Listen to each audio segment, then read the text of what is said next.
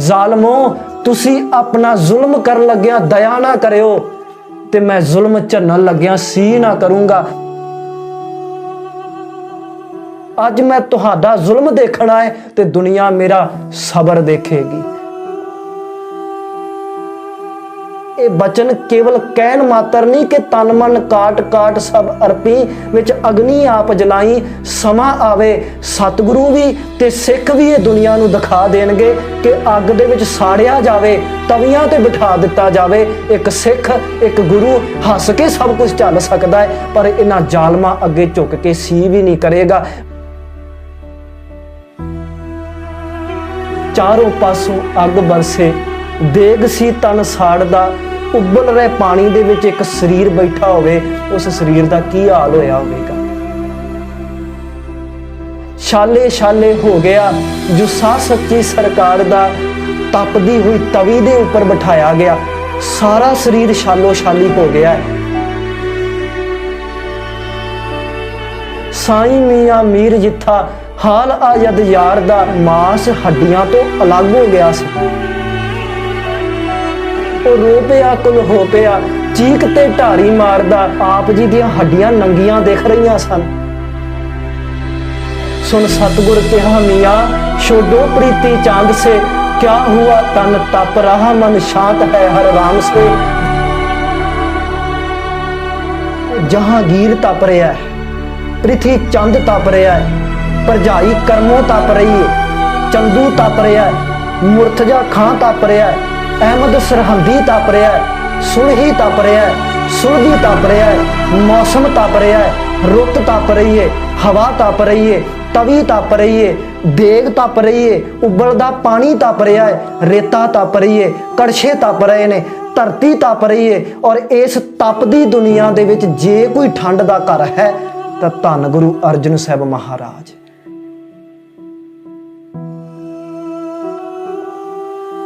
मेरे सतगुरु दे तपदे शरीर नूं रावी दे ठंडे पानी च पाया गया ते डबो के शहीद कर दिता गया।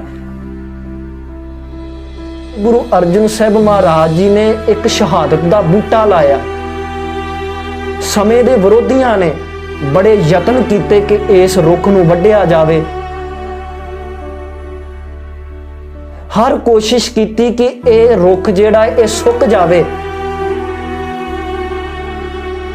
इन्ने लख जतनां दे बाद भी वो इस बूटे नूं सुका ना सके, क्योंकि इस बूटे नूं गुरु अर्जन साहब महाराज जी ने अपने खून दे नाल सिंचिया। अंकड़ियां दे हिसाब नाल सिखां नालों ज़्यादियां यहूदियां दीयां कुर्बानियां ने, पर फिर भी आपां अपनी कौम दीयां शहीदियां नूं बड़े मान नाल वेखदे हां।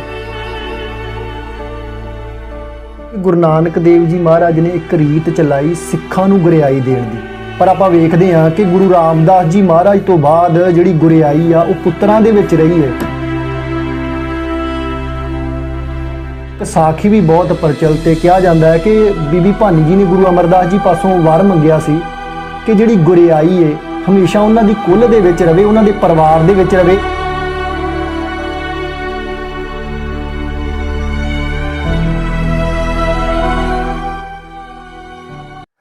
वाहिगुरू जी का खालसा वाहिगुरू जी की फतेह। शगिरदे नानक चैनल देख रही देश विदेश की समूह संगत का निੱਘਾ स्वागत।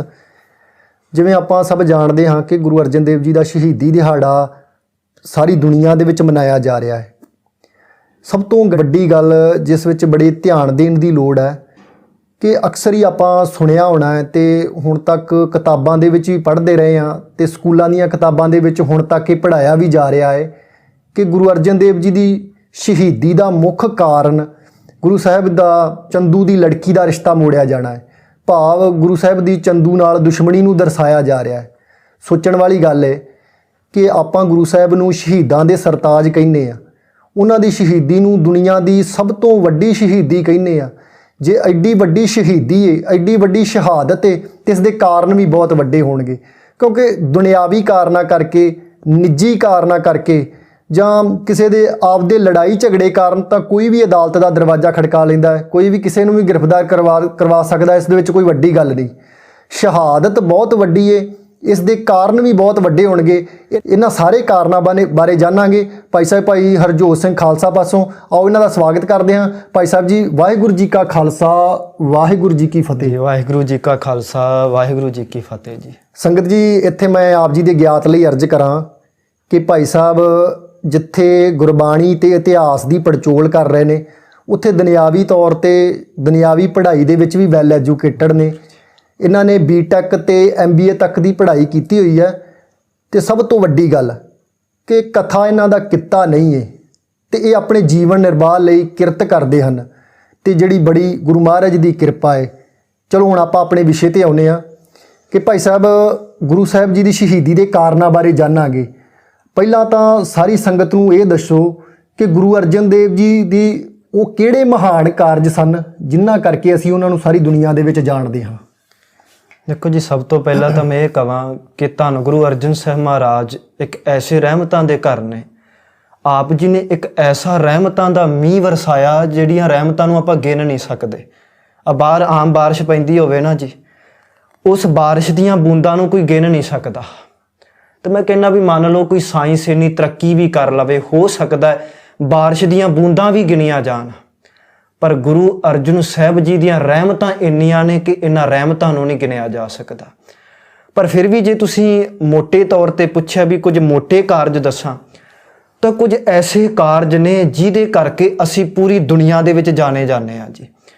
ਸਭ ਤੋਂ ਪਹਿਲੀ ਗੱਲ ਤਾਂ ਮੈਂ ਕੁਝ ਕੁ ਇਤਿਹਾਸਕ ਸਰੋਤਾਂ ਦੀਆਂ ਕੁਝ ਜ਼ਰੂਰੀ ਗੱਲਾਂ ਮੈਂ ਸੰਗਤ ਦੇ ਸਾਹਮਣੇ ਰੱਖਣੀਆਂ ਨੇ। ਸਤ ਸੰਗਤ ਜੀ, ਕਿਸੇ ਵੀ ਕੌਮ ਨੂੰ ਸਿਰਜਣ ਲਈ ਨਾ ਜੀ 3 ਮੁੱਢਲੀਆਂ ਚੀਜ਼ਾਂ ਦੀ ਲੋੜ ਹੁੰਦੀ ਹੈ। ਕੋਈ ਵੀ ਕੌਮ ਤਾਂ ਸਦਾ ਸਕਦੀ ਆ ਜੇ ਉਸ ਕੌਮ ਦਾ ਆਗੂ ਹੋਵੇ। ਸਾਡੇ ਕੋਲ ਗੁਰੂ ਨਾਨਕ ਸਾਹਿਬ ਵਰਗਾ ਆਗੂ ਤਾਂ ਆਲਰੇਡੀ ਸੀ, ਤੇ ਜਿਹੜੇ ਗੁਰੂ ਨਾਨਕ ਸਾਹਿਬ 10 ਜਾਮਿਆਂ 'ਚ ਵਿਚਰੇ ਨੇ ਔਰ ਅੱਜ ਗੁਰਬਾਣੀ ਰੂਪ ਦੇ ਵਿੱਚ ਸਾਡੇ ਨਾਲ ਵਿਚਰ ਰਹੇ ਨੇ, ਆਗੂ ਤਾਂ ਆਲਰੇਡੀ ਸਾਡੇ ਕੋਲ ਹੈ।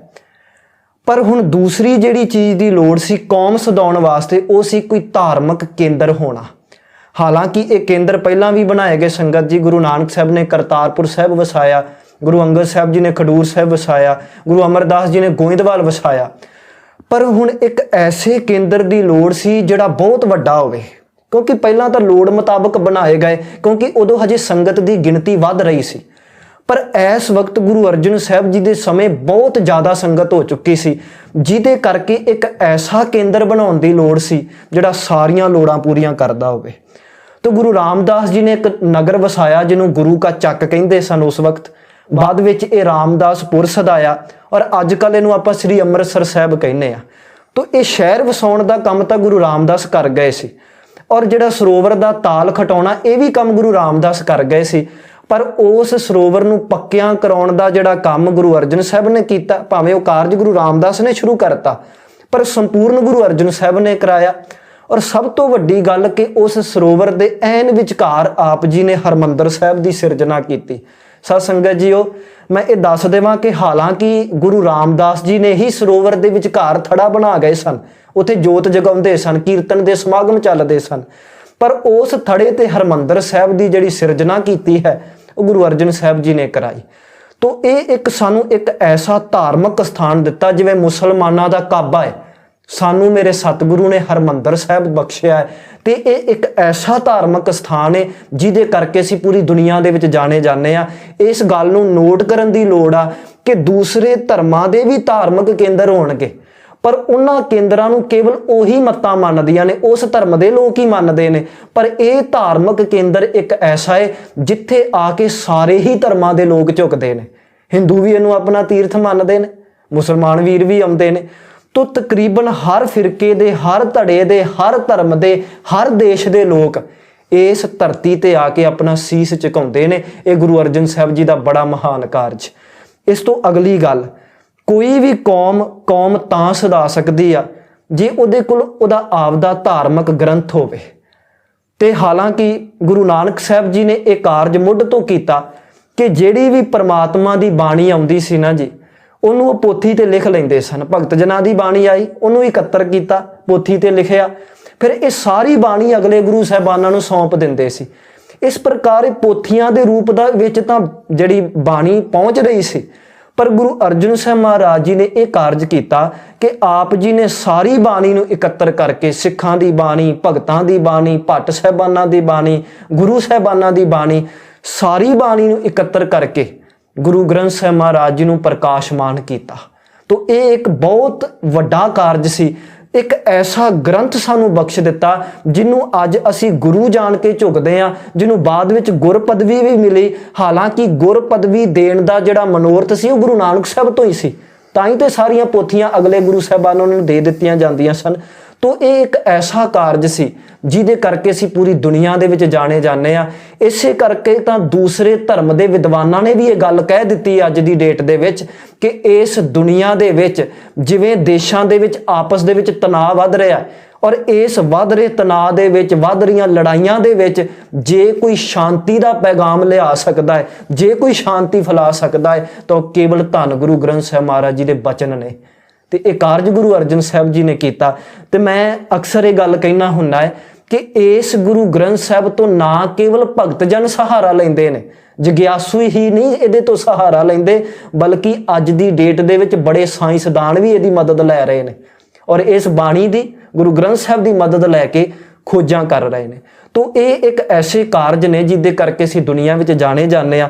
ਇਸ ਤੋਂ ਜਿਹੜੀ ਅਗਲੀ ਵੱਡੀ ਗੱਲ ਹੈ ਸਾਧ ਸੰਗਤ ਜੀ, ਉਹ ਇਹ ਕਿ ਗੁਰੂ ਅਰਜਨ ਸਾਹਿਬ ਮਹਾਰਾਜ ਜੀ ਨੇ ਸਿੱਖਾਂ ਦੇ ਅੰਦਰ ਇੱਕ ਸ਼ਹਾਦਤ ਦਾ ਜਜ਼ਬਾ ਭਰ ਦਿੱਤਾ। ਇੱਕ ਐਸਾ ਜਜ਼ਬਾ ਭਰਿਆ ਕਿ ਸਾਨੂੰ, ਸਾਡੇ ਵੱਡਿਆਂ ਨੂੰ ਬੜੇ ਲਾਲਚ ਵੀ ਦਿੱਤੇ ਜਾਂਦੇ ਰਹੇ, ਡਰਾਵੇ ਦਿੱਤੇ ਜਾਂਦੇ ਰਹੇ। ਇੱਕ ਐਸਾ ਸ਼ਹਾਦਤ ਦਾ ਜਜ਼ਬਾ ਭਰਿਆ ਕਿ ਛੋਟੇ ਛੋਟੇ ਬੱਚੇ ਵੀ ਜ਼ਾਲਮਾਂ ਸਾਹਮਣੇ ਸੀਨਾ ਤਾਣ ਕੇ ਖਲੋ ਗਏ, ਸ਼ਹਾਦਤ ਤਾਂ ਕਬੂਲ ਲਈ ਪਰ ਲਾਲਚ ਜਾਂ ਡਰ ਕਰਕੇ ਝੁਕੇ ਨਹੀਂ। ਤੋ ਇਹ ਸ਼ਹਾਦਤ ਦਾ ਮੁੱਢ ਗੁਰੂ ਅਰਜਨ ਸਾਹਿਬ ਜੀ ਨੇ ਬੰਨਿਆ, ਤਾਂ ਹੀ ਉਹਨਾਂ ਨੂੰ ਆਪਾਂ ਸ਼ਹੀਦਾਂ ਦੇ ਸਰਤਾਜ ਕਹਿੰਦੇ ਆ। ਮੈਨੂੰ ਇੱਕ ਕਵੀ ਦੀ ਉਹ ਬੜੀ ਸੋਹਣੀਆਂ ਸਤਰਾਂ ਯਾਦ ਆ ਗਈਆਂ। ਉਹਨੇ ਇੱਕ ਬੜੀ ਸੋਹਣੀ ਗੱਲ ਲਿਖੀ ਆ, ਕਹਿੰਦੇ ਗੁਰੂ ਅਰਜਨ ਸਾਹਿਬ ਮਹਾਰਾਜ ਜੀ ਨੇ ਇੱਕ ਸ਼ਹਾਦਤ ਦਾ ਬੂਟਾ ਲਾਇਆ ਤੇ ਇਹ ਇੱਕ ਐਸਾ ਬੂਟਾ ਹੈ ਜਿਹਦੇ ਤੇ ਬੜੇ ਪੱਤੇ ਲੱਗੇ ਨੇ, ਬੜੀਆਂ ਟਹਿਣੀਆਂ ਲੱਗੀਆਂ ਨੇ, ਬੜੇ ਫੁੱਲ ਲੱਗੇ ਨੇ, ਬੜੇ ਫਲ ਲੱਗੇ ਨੇ। ਤੇ ਸਮੇਂ ਦੀਆਂ ਸਰਕਾਰਾਂ ਨੇ, ਸਮੇਂ ਦੇ ਹਾਕਮਾਂ ਦੇ, ਸਮੇਂ ਦੇ ਵਿਰੋਧੀਆਂ ਨੇ ਬੜੇ ਯਤਨ ਕੀਤੇ ਕਿ ਇਸ ਰੁੱਖ ਨੂੰ ਵੱਢਿਆ ਜਾਵੇ। ਇਹਦੀਆਂ ਟਹਿਣੀਆਂ ਵੱਢੀਆਂ ਗਈਆਂ, ਫੁੱਲ ਝਾੜੇ ਗਏ, ਫਲਾਂ ਨੂੰ ਝਾੜਿਆ ਗਿਆ।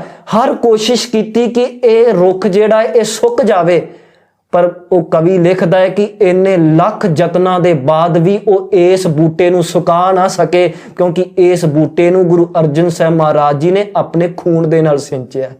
ਤੋ ਇਹ ਜਜ਼ਬਾ ਜਿਹੜਾ ਹੈ ਗੁਰੂ ਅਰਜਨ ਸਾਹਿਬ ਜੀ ਨੇ ਭਰਿਆ। ਉਹ ਕਵੀ ਨੇ ਬੜੀਆਂ ਸੋਹਣੀਆਂ ਸਤਰਾਂ ਲਿਖੀਆਂ, ਥੋੜੇ ਦਿਨਾਂ ਦੇ ਵਿੱਚ ਹੀ ਫੁੱਲ ਇਸ ਦੇ ਖਿਲਰ ਜਾਣਗੇ ਇਉਂ ਸੰਸਾਰ ਅੰਦਰ, ਕੋਈ ਚਾਂਦਨੀ ਚੌਂਕ ਨੂੰ ਭਾਗ ਲਾਸੀ ਚੜ ਕੇ ਦੇਸ਼ ਦੇ ਦਰਦ ਪਿਆਰ ਅੰਦਰ, ਮਹਿਕ ਉੱਠੂ ਚਮਕੌਰ ਦੀ ਜੂ ਸਾਰੀ, ਟੁੱਟੇ ਜਦੋਂ ਦੋ ਰੁੱਤ ਬਹਾਰ ਅੰਦਰ, ਅੱਧ ਖਿੜੇ ਹੀ ਤੋੜ ਕੇ ਟਹਿਣੀਆਂ ਤੋਂ ਚਿੰਨ ਦੇਵੇਗਾ ਕੋਈ ਦੀਵਾਰ ਅੰਦਰ, ਲੱਗੀ ਰਹੇਗੀ ਸਦਾ ਬਹਾਰ ਇਸ ਤੇ, ਲਾਗੇ ਖਿਜ਼ਾਂ ਨੇ ਇਸ ਤੇ ਢੁਕਣਾ ਨਹੀਂ, ਲੱਗੀ ਔੜ ਤੇ ਇਹਨਾਂ ਨੇ ਸੁੱਕਣਾ ਨਹੀਂ, ਕਿਉਂਕਿ ਖੂਨ ਸ਼ਹੀਦਾਂ ਦਾ ਮੁੱਕਣਾ ਨਹੀਂ। ਇਹ ਸ਼ਹੀਦਾਂ ਦਾ ਖੂਨ ਨਹੀਂ ਮੁੱਕਣਾ ਤੇ ਇਹ ਬੂਟਾ ਸੁੱਕ ਨਹੀਂ ਸਕਦਾ। ਤੋ ਇਹ ਜਿਹੜੇ ਮਹਾਨ ਕਾਰਜ ਗੁਰੂ ਅਰਜਨ ਸਾਹਿਬ ਜੀ ਨੇ ਕੀਤੇ ਨੇ ਔਰ ਅੱਜ ਪੂਰੀ ਦੁਨੀਆ ਦੇ ਵਿੱਚ ਇਹਨਾਂ ਕਾਰਜਾਂ ਕਰਕੇ ਅਸੀਂ ਜਾਣੇ ਜਾਂਦੇ ਆ ਔਰ ਇਹ ਦੇਣਾ ਅਸੀਂ ਕਦੀ ਨਹੀਂ ਦੇ ਸਕਦੇ। ਇਹ ਕਰਜ਼ਾ ਹੈ ਸਾਡੇ ਸਿਰ ਮੇਰੇ ਸਤਿਗੁਰੂ ਜੀ ਦਾ। ਭਾਈ ਸਾਹਿਬ, ਆਪਾਂ ਗੁਰੂ ਸਾਹਿਬ ਦੇ ਮਹਾਨ ਕਾਰਜਾਂ ਬਾਰੇ ਗੱਲ ਕੀਤੀ। ਅਕਸਰ ਸੰਗਤ ਵੱਲੋਂ ਇੱਕ ਸਵਾਲ ਉਠਾਇਆ ਜਾਂਦਾ ਹੈ ਕਿ ਗੁਰੂ ਨਾਨਕ ਦੇਵ ਜੀ ਮਹਾਰਾਜ ਨੇ ਇੱਕ ਰੀਤ ਚਲਾਈ ਸਿੱਖਾਂ ਨੂੰ ਗੁਰਿਆਈ ਦੇਣ ਦੀ। ਇੱਕ ਸ੍ਰੀ ਗੁਰੂ ਗ੍ਰੰਥ ਸਾਹਿਬ ਦੇ ਵਿੱਚ ਗੁਰਬਾਣੀ ਦਾ ਫਰਮਾਨ ਹੈ, ਸਿੱਖਾਂ ਪੁੱਤਰਾਂ ਘੋਖ ਕੇ ਸਭ ਉਮਤ ਵੇਖੋ ਜਹ ਕਿਉਨ, ਜਾਂ ਸਦੋਸ ਤਾਂ ਲਹਿ ਨਾ ਟਕਿਓਨ। ਜਿਸ ਦਾ ਅਰਥ ਹੈ ਕਿ, ਜਿਸ ਦਾ ਭਾਵ ਕਿ ਘੋਖ ਕੇ ਪਰਖ ਕੇ ਪੁੱਤਰਾਂ ਦੀ ਜਗ੍ਹਾ ਸਿੱਖਾਂ ਨੂੰ ਗੁਰਿਆਈ ਦਿੱਤੀ ਜਾਣਾ। ਪਰ ਆਪਾਂ ਵੇਖਦੇ ਹਾਂ ਕਿ ਗੁਰੂ ਰਾਮਦਾਸ ਜੀ ਮਹਾਰਾਜ ਤੋਂ ਬਾਅਦ ਜਿਹੜੀ ਗੁਰਿਆਈ ਆ ਉਹ ਪੁੱਤਰਾਂ ਦੇ ਵਿੱਚ ਰਹੀ ਹੈ। ਜਿਵੇਂ ਗੁਰੂ ਅਰਜਨ ਦੇਵ ਜੀ ਗੁਰੂ ਰਾਮਦਾਸ ਜੀ ਦੇ ਪੁੱਤਰ ਸਨ, ਗੁਰੂ ਹਰਗੋਬਿੰਦ ਸਾਹਿਬ ਗੁਰੂ ਅਰਜਨ ਦੇਵ ਜੀ ਦੇ ਪੁੱਤਰ ਸਨ। ਇਸ ਤਰ੍ਹਾਂ ਜਿਹੜੀ ਗੁਰਿਆਈ ਆ ਸਿੱਖਾਂ ਨੂੰ ਦੇਣ ਦੀ ਬਜਾਏ ਪੁੱਤਰਾਂ ਦੇ ਵਿੱਚ ਦਿੱਤੀ ਗਈ, ਜਿਸ ਸੰਬੰਧੀ ਇੱਕ ਸਾਖੀ ਵੀ ਬਹੁਤ ਪ੍ਰਚਲਿਤ ਹੈ। ਕਿਹਾ ਜਾਂਦਾ ਹੈ ਕਿ ਬੀਬੀ ਭਾਨੀ ਜੀ ਨੇ ਗੁਰੂ ਅਮਰਦਾਸ ਜੀ ਪਾਸੋਂ ਵਰ ਮੰਗਿਆ ਸੀ ਕਿ ਜਿਹੜੀ ਗੁਰਿਆਈ ਹੈ ਹਮੇਸ਼ਾ ਉਹਨਾਂ ਦੀ ਕੁੱਲ ਦੇ ਵਿੱਚ ਰਵੇ, ਉਹਨਾਂ ਦੇ ਪਰਿਵਾਰ ਦੇ ਵਿੱਚ ਰਵੇ। ਇਸ ਵਿੱਚ ਕਿੰਨੀ ਕੁ ਸੱਚਾਈ ਹੈ? ਦੇਖੋ ਜੀ, ਜਿੱਥੇ ਤਾਂ ਉਹ ਸਾਖੀ ਦੀ ਗੱਲ ਤੁਸੀਂ ਜ਼ਿਕਰ ਕੀਤਾ ਨਾ, ਹਾਲਾਂਕਿ ਕਈ ਸਾਡੀਆਂ ਪੁਰਾਤਨ ਸਰੋਤਾਂ ਨੇ ਇਹ ਬੀਬੀ ਭਾਨੀ ਵਾਲੀ ਸਾਖੀ ਦਾ ਜ਼ਿਕਰ ਕੀਤਾ ਹੈ ਕਿ ਆਪ ਜੀ ਨੇ ਆਪਣੇ ਪਿਤਾ ਗੁਰੂ ਅਮਰਦਾਸ ਜੀ ਤੋਂ ਇਹ ਵਰ ਮੰਗਿਆ ਕਿ ਗੁਰਿਆਈ ਘਰ 'ਚ ਰਵੇ। ਪਰ ਜੇ ਅਸੀਂ ਗੁਰੂ ਸਾਹਿਬ ਜੀ ਦਾ ਜੀਵਨ ਦੇਖੀਏ ਔਰ ਸੱਚ ਦੀ ਕਸਵੱਟੀ ਤੇ ਦੇਖੀਏ, ਇਹ ਸਾਖੀ ਬਿਲਕੁਲ ਨਿਰਮੂਲ ਲੱਗਦੀ ਆ। ਮੈਂ ਇੱਥੇ ਸੰਗਤਾਂ ਨਾਲ ਇਹ ਗੱਲ ਸਾਂਝੀ ਕਰ ਦੇਵਾਂ ਸਾਧ ਸੰਗਤ, ਹਾਲਾਂਕਿ ਅਸੀਂ ਆਪਣੀਆਂ ਪੁਰਾਤਨ ਸਰੋਤਾਂ ਛੱਡ ਨਹੀਂ ਸਕਦੇ, ਕਿਉਂਕਿ ਉਹਦੇ ਵਿੱਚੋਂ ਸਾਨੂੰ ਬੜੀਆਂ ਕੀਮਤੀ ਚੀਜ਼ਾਂ ਵੀ ਮਿਲਦੀਆਂ ਨੇ, ਪਰ ਅਸੀਂ ਇਹ ਵੀ ਗੱਲ ਨਹੀਂ ਭੁਲਾ ਸਕਦੇ ਕਿ ਬੜੀਆਂ ਸਰੋਤਾਂ ਦੇ ਵਿੱਚ ਨਾ ਜੀ, ਉਹਨਾਂ ਸਰੋਤਾਂ ਦੇ ਲਿਖਾਰੀਆਂ ਨੇ ਇੱਕ ਕੰਮ ਕੀਤਾ। ਉਹਨਾਂ ਨੂੰ ਫਿਊਚਰ ਪਤਾ ਸੀ, ਕਿਉਂਕਿ ਉਹਨਾਂ ਨੂੰ ਇਤਿਹਾਸ ਪਹਿਲਾਂ ਪਤਾ ਸੀ ਸਾਰਾ ਵੀ ਅੱਗੇ ਕੀ ਹੋਣਾ ਹੈ। ਇਸ ਕਰਕੇ ਉਹਨਾਂ ਨੇ ਉਸ ਫਿਊਚਰ 'ਚ ਹੋਣ ਵਾਲੀ ਚੀਜ਼ ਦੀ ਕੜੀ ਪਿੱਛੇ ਆਪਣੇ ਆਪ ਜੋੜ ਦਿੰਦੇ ਨੇ, ਕੋਈ ਨਾ ਕੋਈ ਚੀਜ਼ ਘੜ ਕੇ, ਜਾਂ ਇਹਨੂੰ ਕਹਿ ਸਕਦੇ ਵੀ ਕੋਈ ਮਿਲਾਵਟ ਹੋ ਗਈ ਜਾਂ ਉਹਨਾਂ ਕਵੀਆਂ ਦੀ ਆਪਣੀ ਕਲਪਨਾ ਹੋ ਗਈ। ਕਿਉਂਕਿ ਮੈਂ ਅਕਸਰ ਦੇਖਿਆ ਕਈ ਸਰੋਤਾਂ ਦੇ ਵਿੱਚ ਜਿਹੜੇ ਉਹਨਾਂ ਦੇ ਲਿਖਾਰੀ ਨੇ, ਜਿਵੇਂ ਹੁਣ ਮੈਂ ਗੁਰੂ ਅਰਜਨ ਸਾਹਿਬ ਜੀ ਦੀ ਸ਼ਹਾਦਤ ਦੀ ਆਪਾਂ ਅੱਜ ਗੱਲ ਕਰ ਰਹੇ ਹਾਂ। ਗੁਰੂ ਅਰਜਨ ਸਾਹਿਬ ਜੀ ਦੀ ਸ਼ਹਾਦਤ ਹੋਈ ਤੇ ਇੱਕ ਸਰੋਤ ਦੇ ਲਿਖਾਰੀ ਨੂੰ ਪਤਾ ਸੀ ਵੀ ਸ਼ਹਾਦਤ ਹੋ ਜਾਣੀ ਹੈ। ਇਸ ਕਰਕੇ ਉਹਨੇ ਸ਼ਹਾਦਤ ਦੇ ਨਾਲ ਇੱਕ ਕੜੀ ਪਹਿਲਾਂ ਇਹ ਜੋੜਤੀ ਕਿ ਜਿਹੜਾ ਭਗਤ ਕਾਨਾ ਗੁਰੂ ਗ੍ਰੰਥ ਸਾਹਿਬ ਦੇ ਵਿੱਚ ਆਪਣੀ ਬਾਣੀ ਦਰਜ ਕਰਾਉਣ ਆਇਆ ਸੀ ਜੀ ਨਾ, ਗੁਰੂ ਸਾਹਿਬ ਨੇ ਇਨਕਾਰ ਕੀਤਾ ਤੇ ਭਗਤ ਕਾਨੇ ਨੇ ਸ਼ਰਾਪ ਦੇਤਾ ਵੀ ਤੁਹਾਨੂੰ ਤਸੀਹੇ ਦੇ ਕੇ ਕੋਈ ਮਾਰੇਗਾ। ਹੁਣ ਦੇਖੋ, ਉਹਨਾਂ ਨੂੰ ਪਤਾ ਸੀ ਵੀ ਸ਼ਹਾਦਤ ਹੋਣੀ ਹੈ, ਪਰ ਉਹਨਾਂ ਨੇ ਉਹਦੀ ਕੜੀ ਜੋੜਤੀ ਵਰ ਤੇ ਸਰਾਪਾਂ ਨਾਲ। ਪਰ ਵਰ ਤੇ ਸਰਾਪ ਜਿਹੜੇ ਨੇ ਨਾ ਜੀ, ਇਹਨੂੰ ਗੁਰਮਤ ਨਹੀਂ ਕਬੂਲਦੀ। ਇਹ ਗੱਲਾਂ ਸੱਚ ਦੀ ਕਸਵੱਟੀ ਤੇ ਖਰੇ ਨਹੀਂ ਉਤਰਦੀਆਂ। ਤਾਂ ਉਹ ਸਾਖੀ ਤਾਂ ਬਿਲਕੁਲ ਨਿਰਮੂਲ ਹੈ, ਜਾਂ ਤਾਂ ਉਹ ਕਵੀ ਦੀ ਕਲਪਨਾ ਹੈ ਜਾਂ ਕੋਈ ਮਿਲਾਵਟ ਹੈ, ਉਹਨੂੰ ਆਪਾਂ ਸੱਚ ਨਹੀਂ ਮੰਨਦੇ। ਪਰ ਜਿਹੜੀ ਤੁਸੀਂ ਇਹ ਗੱਲ ਕੀਤੀ ਆ ਨਾ ਜੀ, ਗੁਰਿਆਈ ਸਿੱਖਾਂ ਨੂੰ ਦਿੱਤੀ ਗਈ ਆ, ਇਹ ਗੱਲ ਬਿਲਕੁਲ ਦਰੁਸਤ ਆ। ਗੁਰੂ ਨਾਨਕ ਸਾਹਿਬ ਜੀ ਨੇ ਵੀ ਘੋਖ ਕੇ ਗੁਰਿਆਈ ਆਪਣੇ ਸਿੱਖ ਨੂੰ ਹੀ ਦਿੱਤੀ, ਕਿਉਂਕਿ ਜੇ ਪੁੱਤਰ ਕਸਵੱਟੀ ਤੇ ਪੂਰਾ ਨਹੀਂ ਉਤਰਿਆ, ਪੁੱਤਰ ਨੂੰ ਵੀ ਛੱਡਤਾ। ਸਿੱਖ ਕਸਵੱਟੀ ਤੇ ਪੂਰਾ ਉਤਰਿਆ, ਸਿੱਖ ਨੂੰ ਗੁਰਿਆਈ ਦਿੱਤੀ ਗਈ। ਤੇ ਇਹ ਵੀ ਮੈਂ ਬੇਨਤੀ ਕਰਾਂ, ਇਹ ਸਿੱਖ ਕੌਮ ਜਾਂ ਕੋਈ ਵੀ ਦੁਨੀਆ ਦੇ ਲੋਕ ਇਹ ਭੁਲੇਖਾ ਕੱਢ ਦੋ ਕਿ ਗੁਰੂ ਰਾਮਦਾਸ ਜੀ ਨੇ ਗੁਰਿਆਈ ਆਪਣੇ ਪੁੱਤਰ ਨੂੰ ਦਿੱਤੀ ਆ। ਇਹ ਚੰਗੀ ਤਰ੍ਹਾਂ ਯਾਦ ਰੱਖੀਏ, ਗੁਰੂ ਰਾਮਦਾਸ ਤੋਂ ਬਾਅਦ ਵੀ ਗੁਰਿਆਈ ਆਪਣੇ ਸਿੱਖਾਂ ਨੂੰ ਹੀ ਦਿੱਤੀ ਗਈ ਹੈ। ਮੈਂ ਕੁਝ ਇਤਿਹਾਸਕ ਹਵਾਲੇ ਤੇ ਗੁਰਬਾਣੀ ਦੇ ਬਚਨਾਂ ਦੇ ਨਾਲ ਇਹ ਗੱਲ ਨੂੰ ਸਿੱਧ ਕਰਾਂਗਾ ਜੀ। ਕਿਉਂਕਿ ਸਾਧ ਸੰਗਤ, ਭਾਵੇਂ ਰਿਸ਼ਤੇ ਦੇ ਤੌਰ ਤੇ ਗੁਰੂ ਅਰਜਨ ਸਾਹਿਬ ਗੁਰੂ ਰਾਮਦਾਸ ਦੇ ਪੁੱਤਰ ਨੇ, ਪਰ ਸਾਰੀ ਜ਼ਿੰਦਗੀ ਉਹਨਾਂ ਦਾ ਤੁਸੀਂ ਦੇਖ ਲਓ, ਇਤਿਹਾਸ ਪੜ੍ਹ ਕੇ ਦੇਖ ਲਿਓ, ਗੁਰੂ ਅਰਜਨ ਸਾਹਿਬ ਗੁਰੂ ਰਾਮਦਾਸ ਜੀ ਦੇ ਨਾਲ ਪੁੱਤਰ ਬਣ ਕੇ ਨਹੀਂ ਵਿਚਰੇ, ਸਿੱਖ ਬਣ ਕੇ ਵਿਚਰੇ ਨੇ। ਕਿਉਂਕਿ ਜੇ ਪੁੱਤਰ ਵਾਲੀ ਗੱਲ ਜੋੜਨੀ ਸੀ ਨਾ, ਤੇ ਵੱਡਾ ਪੁੱਤਰ ਪ੍ਰਿਥੀ ਚੰਦ ਸੀ। ਆਮ ਰਾਜ ਗੱਦੀਆਂ ਤੇ ਵੱਡਿਆਂ ਦਾ ਹੱਕ ਹੁੰਦਾ, ਵੱਡਾ ਤਾਂ ਹੁਣ ਪ੍ਰਿਥੀ ਚੰਦ ਸੀ, ਫਿਰ ਐ ਤਾਂ ਜੇ ਗੁਰਿਆਈ ਉਹਨੂੰ ਮਿਲਣੀ ਚਾਹੀਦੀ ਸੀ। ਪਰ ਗੁਰਿਆਈ ਪੁੱਤਰ ਨੂੰ ਨਹੀਂ ਮਿਲੀ, ਗੁਰਿਆਈ ਸਿੱਖ ਨੂੰ ਹੀ ਮਿਲੀ ਆ। ਤੇ ਗੁਰੂ ਅਰਜਨ ਸਾਹਿਬ ਜੀ ਦਾ ਜੀਵਨ ਪੜ੍ਹੀਏ, ਆਪ ਜੀ ਨੇ ਜਿੰਨੀ ਜ਼ਿੰਦਗੀ ਬਤੀਤ ਕੀਤੀ ਸਿੱਖ ਬਣ ਕੇ ਬਤੀਤ ਕੀਤੀ, ਤੇ ਗੁਰੂ ਰਾਮਦਾਸ ਜੀ ਨੂੰ ਪਿਤਾ ਕਰਕੇ ਨਹੀਂ ਗੁਰੂ ਕਰਕੇ ਜਾਣਿਆ। ਮੈਂ ਇੱਕ ਛੋਟਾ ਜਿਹਾ ਇਤਿਹਾਸਕ ਹਵਾਲਾ ਲਵਾਂ। ਗੁਰੂ ਰਾਮਦਾਸ ਜੀ ਤਖਤ ਤੇ ਬਿਰਾਜਮਾਨ ਨੇ ਜੀ, ਔਰ ਗੁਰੂ ਰਾਮਦਾਸ ਜੀ ਦੇ ਜਿਹੜੇ ਸਾਰੇ ਸਾਕ ਸੰਬੰਧੀ ਲਾਹੌਰ ਲੈਂਦੇ ਨੇ, ਕਿਉਂਕਿ ਆਪਾਂ ਨੂੰ ਪਤਾ ਵੀ ਆਪ ਜੀ ਦਾ ਪਿਛੋਕੜ ਲਾਹੌਰ ਦਾ ਹੈ। ਆਪ ਜੀ ਦੇ ਜਿਹੜੇ ਗੁਰੂ ਅਰਜਨ ਸਾਹਿਬ ਜੀ ਦੇ ਤਾਇਆ ਜੀ ਨੇ ਜੀ, ਉਹ ਪਹੁੰਚਦੇ ਨੇ ਇੱਥੇ। ਉਹਨਾਂ ਦੇ ਪੁੱਤਰ ਦਾ ਵਿਆਹ ਸੀ, ਸਹਾਰੀ ਮਲ ਦੇ ਪੁੱਤਰ ਦਾ ਵਿਆਹ ਸੀ। ਉਹ ਪਹੁੰਚੇ ਤੇ ਉਹਨਾਂ ਨੇ ਬੇਨਤੀ ਕੀਤੀ ਗੁਰੂ ਰਾਮਦਾਸ ਮਹਾਰਾਜ ਜੀ ਨੂੰ ਵੀ, ਸੱਚੇ ਪਾਤਸ਼ਾਹ ਕਿਰਪਾ ਕਰੋ, ਮੇਰੇ ਪੁੱਤਰ ਦਾ ਵਿਆਹ ਹੈ ਤੇ ਤੁਸੀਂ ਚਰਨ ਪਾਓ। ਤੇ ਗੁਰੂ ਰਾਮਦਾਸ ਮਹਾਰਾਜ ਜੀ ਨੇ ਉੱਥੇ ਇਹ ਬਚਨ ਵਰਤਿਆ ਕਿ ਸੰਗਤ ਬਹੁਤ ਆਉਂਦੀ ਹੈ ਤੇ ਸੰਗਤ ਨੂੰ ਇਸ ਤਰ੍ਹਾਂ ਵਿੱਚ ਛੱਡ ਕੇ ਅਸੀਂ ਵਿਆਹਾਂ ਤੇ ਜਾਈਏ, ਇਹ ਗੱਲ ਠੀਕ ਨਹੀਂ ਲੱਗਦੀ। ਪਰ ਮੈਂ ਤੁਹਾਨੂੰ ਖਾਲੀ ਨਹੀਂ ਮੋੜਾਂਗਾ, ਮੈਂ ਆਪਣੇ ਕਿਸੇ ਪੁੱਤਰ ਨੂੰ ਭੇਜ ਦਿੰਦਾ। ਪਹਿਲਾਂ ਆਪ ਜੀ ਨੇ ਪ੍ਰਿਥੀ ਚੰਦ ਨੂੰ ਕਿਹਾ। ਹੁਣ ਤੁਸੀਂ ਦੇਖੋ, ਪ੍ਰਿਥੀ ਚੰਦ ਤੇ ਮਹਾਦੇਵ ਪੁੱਤਰ ਬਣ ਕੇ ਵਿਚਰੇ ਨੇ, ਗੁਰਿਆਈ ਪੁੱਤਰ ਨੂੰ ਨਹੀਂ ਮਿਲੀ। ਗੁਰੂ ਅਰਜਨ ਸਾਹਿਬ ਸਿੱਖ ਬਣ ਕੇ ਵਿਚਰੇ ਨੇ, ਸਿੱਖ ਨੂੰ ਮਿਲੀ ਆ। ਪ੍ਰਿਥੀ ਚੰਦ ਨੂੰ ਕਿਹਾ ਕਿ ਪ੍ਰਿਥੀ ਚੰਦ ਬੇਟਾ ਵਿਆਹ ਤੇ ਜਾਓ, ਇਹ ਜ਼ਿੰਮੇਵਾਰੀ ਸੰਭੋ। ਤੇ ਪ੍ਰਿਥੀ ਚੰਦ ਨੇ ਕਹਿ ਦਿੱਤਾ ਕਿ ਗੁਰੂ ਪਿਤਾ ਜੀ, ਮੈਨੂੰ ਇੱਥੇ ਕੰਮ ਬਹੁਤ ਨੇ, ਮੈਂ ਉੱਥੇ ਨਹੀਂ ਜਾ ਸਕਦਾ, ਇਹੋ ਜਿਹੇ ਵਿਆਹਾਂ ਦੇ ਝਮੇਲਿਆਂ 'ਚ ਮੈਂ ਨਹੀਂ ਪੈਣਾ। ਆਪ ਜੀ ਨੇ ਫਿਰ ਆਪਣੇ ਉਸ ਤੋਂ ਛੋਟੇ ਪੁੱਤਰ ਮਹਾਦੇਵ ਨੂੰ ਆਖਿਆ, ਤੇ ਉਹ ਥੋੜੇ ਦੁਨੀਆ ਤੋਂ ਬਰਾਮ ਰਹਿੰਦੇ ਸਨ। ਉਹਨਾਂ ਨੇ ਗੱਲ ਕਹਿ ਦਿੱਤੀ ਕਿ ਮੈਨੂੰ ਰਿਸ਼ਤਿਆਂ ਨਾਤਿਆਂ ਨਾਲ ਕੋਈ ਲੈਣਾ ਦੇਣਾ ਨਹੀਂ, ਮੈਂ ਨਹੀਂ ਜਾਣਾ। ਫਿਰ ਆਪ ਜੀ ਨੇ ਗੁਰੂ ਅਰਜਨ ਸਾਹਿਬ ਜੀ ਨੂੰ ਤੱਕਿਆ। ਉਸ ਵਕਤ ਚਲੋ ਆਪਾਂ ਸ੍ਰੀ ਅਰਜਨ ਸਾਹਿਬ ਕਹਿੰਦੇ, ਉਦੋਂ ਅਜੇ ਗੁਰੂ ਨਹੀਂ ਸੀ ਬਣੇ। ਆਪ ਜੀ ਨੇ ਜਦੋਂ ਸ੍ਰੀ ਅਰਜਨ ਸਾਹਿਬ ਨੂੰ ਤੱਕਿਆ, ਆਪ ਜੀ ਨੇ ਸੀਸ ਝੁਕਾ ਦਿੱਤਾ ਤੇ ਇਹ ਬੇਨਤੀ ਕੀਤੀ ਕਿ ਗੁਰੂ ਪਿਤਾ ਜੀ, ਜੋ ਆਗਿਆ ਕਰੋ ਸਾਡੇ ਸਿਰ ਮੱਥੇ। ਹੁਣ ਦੇਖੋ, ਗੁਰੂ ਜਾਣ ਕੇ, ਇਹ ਰਿਸ਼ਤਾ ਗੁਰੂ ਤੇ ਸਿੱਖ ਦਾ ਹੈ, ਪਿਤਾ ਪੁੱਤਰ ਦਾ ਨਹੀਂ ਹੈ, ਗੁਰੂ ਤੇ ਸਿੱਖ ਦਾ ਹੈ। ਤੇ ਗੁਰੂ ਰਾਮਦਾਸ ਜੀ ਨੇ ਹੁਕਮ ਕੀਤਾ ਕਿ ਪੁੱਤਰ ਜੀ, ਤੁਸੀਂ ਵਿਆਹ ਦਾ ਫੰਕਸ਼ਨ ਵੀ ਅਟੈਂਡ ਕਰੋ। ਔਰ ਮੈਂ ਇਹ ਸੰਗਤ ਨੂੰ ਦੱਸ ਦੇਵਾਂ ਕਿ ਗੁਰੂ ਬਣਨ ਤੋਂ ਬਾਅਦ ਵੀ ਗੁਰੂ ਰਾਮਦਾਸ ਜੀ ਲਾਹੌਰ ਗਏ ਸਨ, ਔਰ ਜਿੱਥੇ ਆਪ ਜੀ ਦਾ ਘਰ ਸੀ ਆਪਣੇ ਘਰ ਨੂੰ ਆਪ ਜੀ ਨੇ ਧਰਮਸ਼ਾਲਾ ਬਣਾਇਆ ਤਾਂ ਕਿ ਉੱਥੇ ਵੀ ਸਿੱਖੀ ਦਾ ਪ੍ਰਚਾਰ ਹੋ ਸਕੇ। ਤੋ ਇਸ ਵਕਤ ਆਪ ਜੀ ਨੇ ਆਪਣੇ ਪੁੱਤਰ ਗੁਰੂ ਅਰਜਨ ਸਾਹਿਬ ਜੀ ਨੂੰ, ਸ੍ਰੀ ਅਰਜਨ ਸਾਹਿਬ ਨੂੰ ਇਹ ਹੁਕਮ ਕੀਤਾ ਕਿ ਵਿਆਹ ਦਾ ਫੰਕਸ਼ਨ ਅਟੈਂਡ ਕਰਨ ਤੋਂ ਬਾਅਦ ਤੁਸੀਂ ਉਸ ਧਰਮਸ਼ਾਲਾ ਜਾਣਾ ਹੈ, ਸਿੱਖੀ ਦਾ ਪ੍ਰਚਾਰ ਕਰਨਾ ਹੈ, ਤੇ ਜਿੰਨੀ ਦੇਰ ਤੱਕ ਅਸੀਂ ਸੱਦਦੇ ਨਹੀਂ, ਹੁਕਮ ਨਹੀਂ ਭੇਜਦੇ, ਉਨੀ ਦੇਰ ਤੱਕ ਤੁਸੀਂ ਆਉਣਾ ਨਹੀਂ। ਤੋ ਹੁਕਮ ਪਾ ਕੇ ਸ੍ਰੀ ਅਰਜਨ ਸਾਹਿਬ ਜੀ ਲਾਹੌਰ ਜਾਂਦੇ ਨੇ। ਫੰਕਸ਼ਨ ਅਟੈਂਡ ਕਰਨ ਤੋਂ ਬਾਅਦ ਆਪ ਉਸ ਧਰਮਸ਼ਾਲਾ 'ਚ ਟਿਕਦੇ ਨੇ ਔਰ ਉੱਥੇ ਆਪ ਜੀ ਸਿੱਖੀ ਦਾ ਪ੍ਰਚਾਰ ਕਰਦੇ ਨੇ। ਬੜਾ ਸਮਾਂ ਲੰਘਿਆ, ਗੁਰੂ ਪਿਤਾ ਨੇ ਸੱਦਾ ਨਹੀਂ ਭੇਜਿਆ। ਹੁਣ ਇੱਕ ਸਿੱਖ ਤੜਫ ਰਿਹਾ ਹੈ ਆਪਣੇ ਗੁਰੂ ਦੇ ਦੀਦਾਰ ਲਈ, ਤੇ ਸਾਡਾ ਇਤਿਹਾਸ ਦੱਸਦਾ ਵੀ ਆਪ ਬੜੇ ਟੈਲੈਂਟਡ ਸਨ। ਆਪ ਜੀ ਨੇ ਇੱਕ ਕਾਗਜ਼ ਤੇ ਨਾ ਜੀ ਇੱਕ ਚਾਤਰਿਕ ਦੀ ਤਸਵੀਰ ਬਣਾ ਕੇ ਭੇਜੀ ਗੁਰੂ ਪਿਤਾ ਨੂੰ, ਇਹ ਦੱਸਣ ਲਈ ਵੀ ਜਿਵੇਂ ਇੱਕ ਚਾਤਰਿਕ ਸਵਾਂਤੀ ਬੂੰਦ ਲਈ ਤਰਸਦਾ ਹੈ, ਮੈਂ ਆਪ ਜੀ ਦੇ ਦਰਸ਼ਨਾਂ ਲਈ ਤਰਸ ਰਿਹਾ। ਚਿੱਠੀ ਪਹੁੰਚੀ, ਗੁਰੂ ਰਾਮਦਾਸ ਜੀ ਨੇ ਕੋਈ ਜਵਾਬ ਦੇ ਦਿੱਤਾ, ਮੇਘਬਾਣ ਲਿਖ ਕੇ। ਮੇਘਬਾਣ ਦਾ ਅਰਥ ਕਿ ਮੇਘਬਾਣ ਵੱਜੇਗਾ, ਬਾਰਿਸ਼ ਹੋਏਗੀ, ਫਿਰ ਤੁਹਾਨੂੰ ਸਵਾਂਤੀ ਬੂੰਦ ਮਿਲੇਗੀ। ਭਾਵ ਗੁਰੂ ਦਾ ਹੁਕਮ ਆਏਗਾ ਫਿਰ ਤੁਹਾਨੂੰ ਦਰਸ਼ਨ ਮਿਲਣਗੇ, ਹਜੇ ਇੰਤਜ਼ਾਰ ਕਰੋ, ਉੱਥੇ ਸੇਵਾ ਕਰੋ। ਤੋਂ ਪਹਿਲਾਂ ਇਹ ਜਵਾਬ ਮਿਲਿਆ। ਚਲੋ ਇਹ ਕੁਝ ਸਰੋਤਾਂ ਨੇ ਜ਼ਿਕਰ ਕੀਤਾ। ਥੋੜਾ ਹੋਰ ਸਮਾਂ ਲੰਘਿਆ, ਅੰਦਰ ਦੀ ਤੜਫ ਵੱਧਦੀ ਗਈ, ਅੰਦਰ ਦੀ ਬੇਬਲਤਾ ਵੱਧਦੀ ਗਈ, ਤੇ ਇੱਕ ਸਿੱਖ ਤੜਫ ਰਿਹਾ ਆਪਣੇ ਗੁਰੂ ਦੇ ਦੀਦਾਰ ਲਈ। ਤੇ ਕਹਿੰਦੇ ਨੇ ਹੁਣ ਆਪ ਜੀ ਨੇ ਇੱਕ ਰਿਟਨ ਚਿੱਠੀ ਭੇਜੀ, ਜਿਹੜੀ ਚਿੱਠੀ ਦਾ ਜ਼ਿਕਰ ਗੁਰੂ ਗ੍ਰੰਥ ਸਾਹਿਬ ਦੇ ਵਿੱਚ ਵੀ ਆਉਂਦਾ ਹੈ। ਹੁਣ ਦੇਖੋ ਹਵਾਲੇ ਦੋਨੋਂ, ਗੁਰਬਾਣੀ ਦੇ ਵੀ ਇਤਿਹਾਸ ਦੇ ਵੀ, ਜਿਹੜੀ ਇਹ ਗੱਲ ਸਿੱਧ ਕਰਦੇ ਨੇ ਕਿ ਆਪ ਜੀ ਪੁੱਤਰ ਬਣ ਕੇ ਨਹੀਂ, ਸਿੱਖ ਬਣ ਕੇ ਵਿਚਰੇ ਨੇ। ਜਿਹੜੀ ਚਿੱਠੀ ਆਪ ਜੀ ਨੇ ਲਿਖੀ ਉਹ ਜਿਹੜੇ ਗੁਰੂ ਗ੍ਰੰਥ ਸਾਹਿਬ ਦੇ ਵਿੱਚ ਬਚਨ ਦਰਜ ਨੇ, ਕਿਉਂਕਿ ਕਈਆਂ ਦਾ ਕਹਿਣਾ ਵੀ ਗੁਰੂ ਬਣਨ ਤੋਂ ਬਾਅਦ ਉਸ ਭਾਵ ਨੂੰ ਗੁਰਬਾਣੀ ਦਾ ਰੂਪ ਦਿੱਤਾ। ਕਈ ਕਹਿੰਦੇ ਨੇ ਵੀ ਉਦੋਂ ਹੀ ਆਪ ਜੀ ਨੇ ਇਸ ਤਰ੍ਹਾਂ ਲਿਖਿਆ। ਚਲੋ ਆਪਾਂ ਤੱਤ ਕੱਢਣਾ।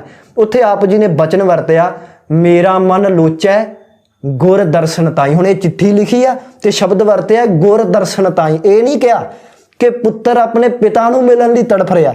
ਕੀ ਕਿਹਾ ਹੈ ਕਿ ਇੱਕ ਸਿੱਖ ਆਪਣੇ ਗੁਰੂ ਦੇ ਦਰਸ਼ਨਾਂ ਲਈ ਤੜਫ ਰਿਹਾ। ਹੁਣ ਦੇਖੋ ਇਹ ਤੋਂ ਸਿੱਧ ਹੁੰਦਾ ਹੈ ਕਿ ਇਹ ਰਿਸ਼ਤਾ ਗੁਰੂ ਤੇ ਸਿੱਖ ਦਾ। ਮੇਰਾ ਮਨ ਲੋਚੈ ਗੁਰ ਦਰਸ਼ਨ ਤਾਈ, ਬਿਲਪ ਕਰੇ ਚਾਤਰੀ ਕੀ ਨਿਆਈ, ਤ੍ਰਿਖਾ ਨਾ ਉਤਰੈ ਸਾਤ ਨਾ ਆਵੈ, ਬਿਨ ਦਰਸ਼ਨ ਸੰਤ ਪਿਆਰੇ ਜੀਓ, ਹਉ ਘੋਲੀ ਜੀਓ ਘੋਲ ਕਮਾਈ, ਗੁਰ ਦਰਸ਼ਨ ਸੰਤ ਪਿਆਰੇ ਜੀਓ। ਇਹ ਚਿੱਠੀ ਇੱਕ ਦਾਸ ਲੈ ਕੇ ਗਿਆ। ਚਲੋ ਇਤਿਹਾਸ ਦੱਸਦਾ, ਮੈਂ ਸਿਰਫ ਟੂਕ ਮਾਤਰ ਅਰਜ਼ ਕਰਨੀ ਹੈ ਕਿ ਪ੍ਰਿਥੀ ਚੰਦ ਨੇ ਉਹਨੂੰ ਰਾਹ 'ਚ ਘੇਰ ਲਿਆ, ਚਿੱਠੀ ਗੁਰੂ ਪਿਤਾ ਤੱਕ ਪਹੁੰਚਣ ਨਹੀਂ ਦਿੱਤੀ, ਤੇ ਝੂਠ ਬੋਲ ਕੇ ਕਹਿ ਦਿੱਤਾ ਵੀ ਗੁਰੂ ਪਿਤਾ ਨੇ ਕਿਹਾ ਵੀ ਹਜੇ ਸ੍ਰੀ ਅਰਜਨ ਸਾਹਿਬ ਇੰਤਜ਼ਾਰ ਕਰਨ। ਝੂਠ ਲੈ ਕੇ ਉਹ ਦਾਸ ਪਹੁੰਚਿਆ।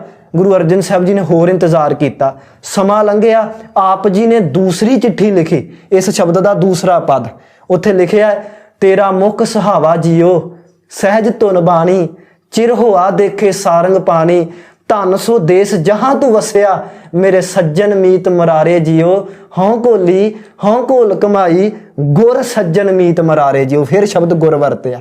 ਤੋ ਇਹ ਵੀ ਚਿੱਠੀ ਦਾਸ ਲੈ ਕੇ ਪਹੁੰਚਿਆ। ਪ੍ਰਿਥੀ ਚੰਦ ਨੇ ਫਿਰ ਪਹੁੰਚਣ ਨਾ ਦਿੱਤੀ, ਫਿਰ ਝੂਠ ਬੋਲਿਆ। ਤੋ ਇਸ ਤਰ੍ਹਾਂ ਕੁਝ ਹੋਰ ਸਮਾਂ ਲੰਘਿਆ।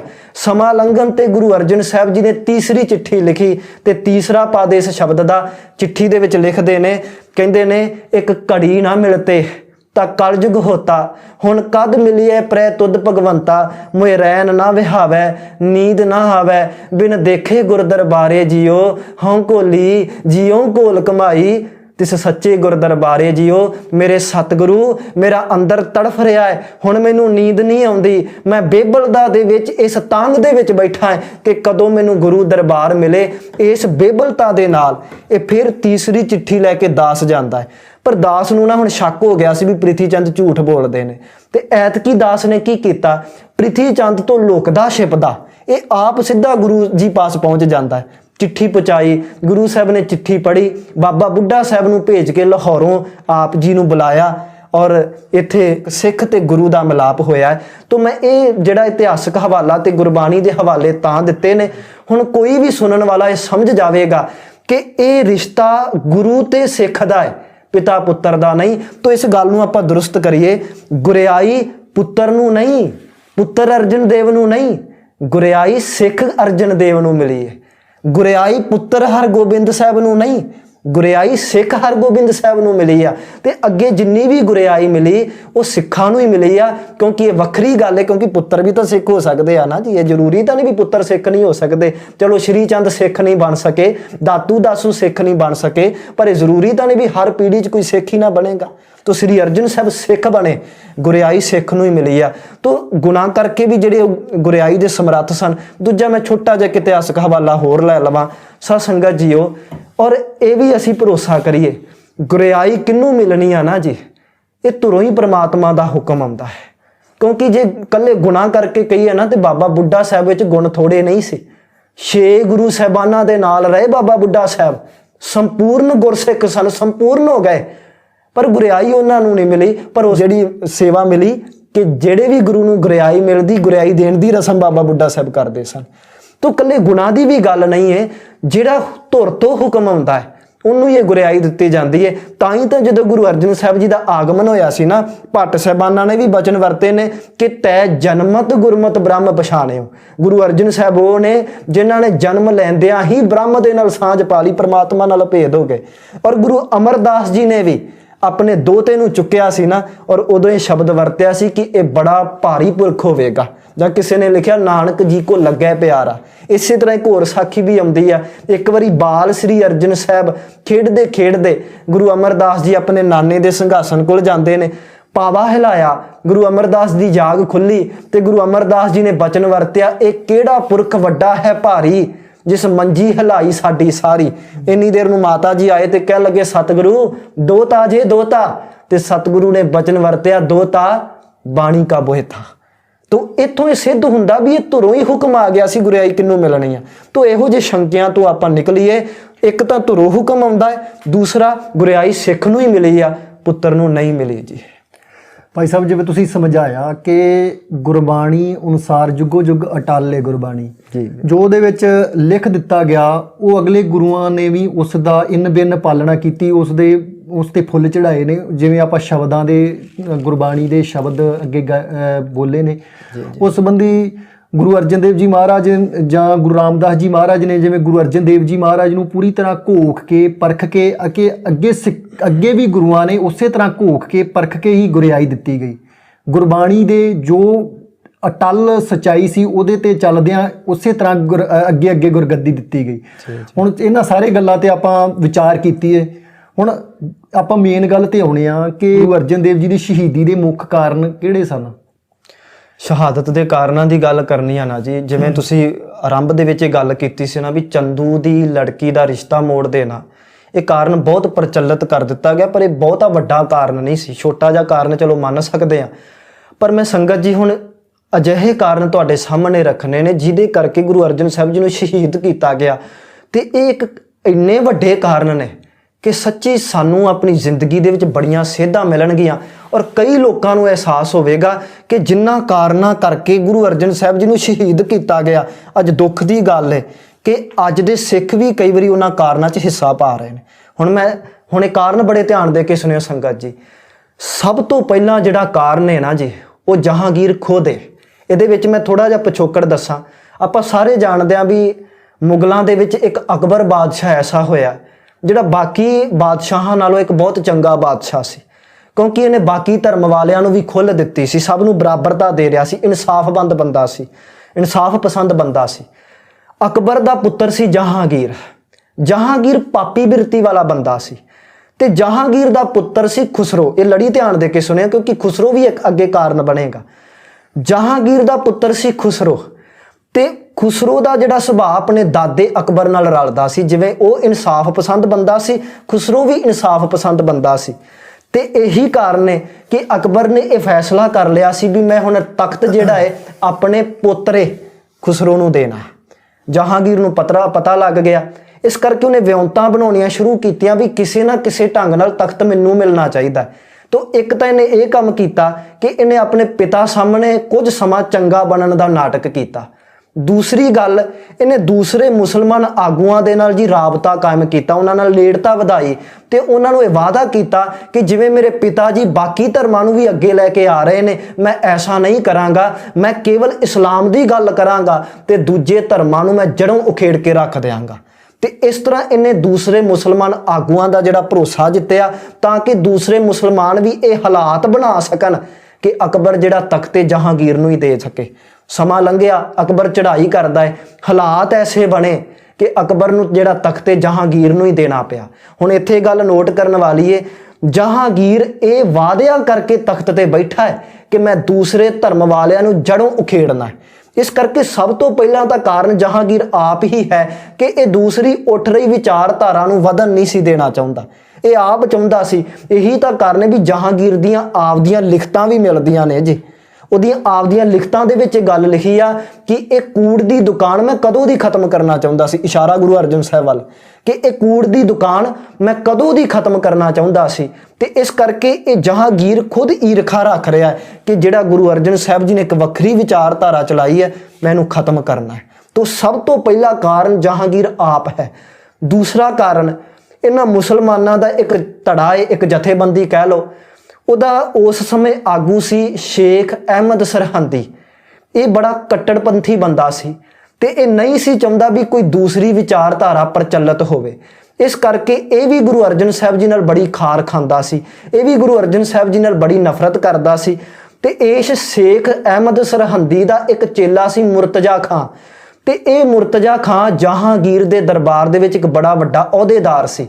ਤੇ ਜਿਹੜਾ ਸ਼ੇਖ ਅਹਿਮਦ ਸਰਹੰਦੀ ਵਾਰ-ਵਾਰ ਚਿੱਠੀਆਂ ਲਿਖ ਕੇ ਮੁਰਤਜ਼ਾ ਖਾਨ ਨੂੰ ਇਹ ਗੱਲ ਕਹਿ ਰਿਹਾ ਸੀ ਵੀ ਤੂੰ ਤਾਂ ਜਹਾਂਗੀਰ ਦਾ ਬੜਾ ਵੱਡਾ ਅਹੁਦੇਦਾਰ ਹੈ, ਕਿਸੇ ਨਾ ਕਿਸੇ ਤਰੀਕਾ ਵਰਤ ਕੇ, ਕੋਈ ਨਾ ਕੋਈ ਤਰੀਕਾ ਵਰਤ ਕੇ ਗੁਰੂ ਅਰਜਨ ਸਾਹਿਬ ਜੀ ਨੂੰ ਖਤਮ ਕਰਾਓ।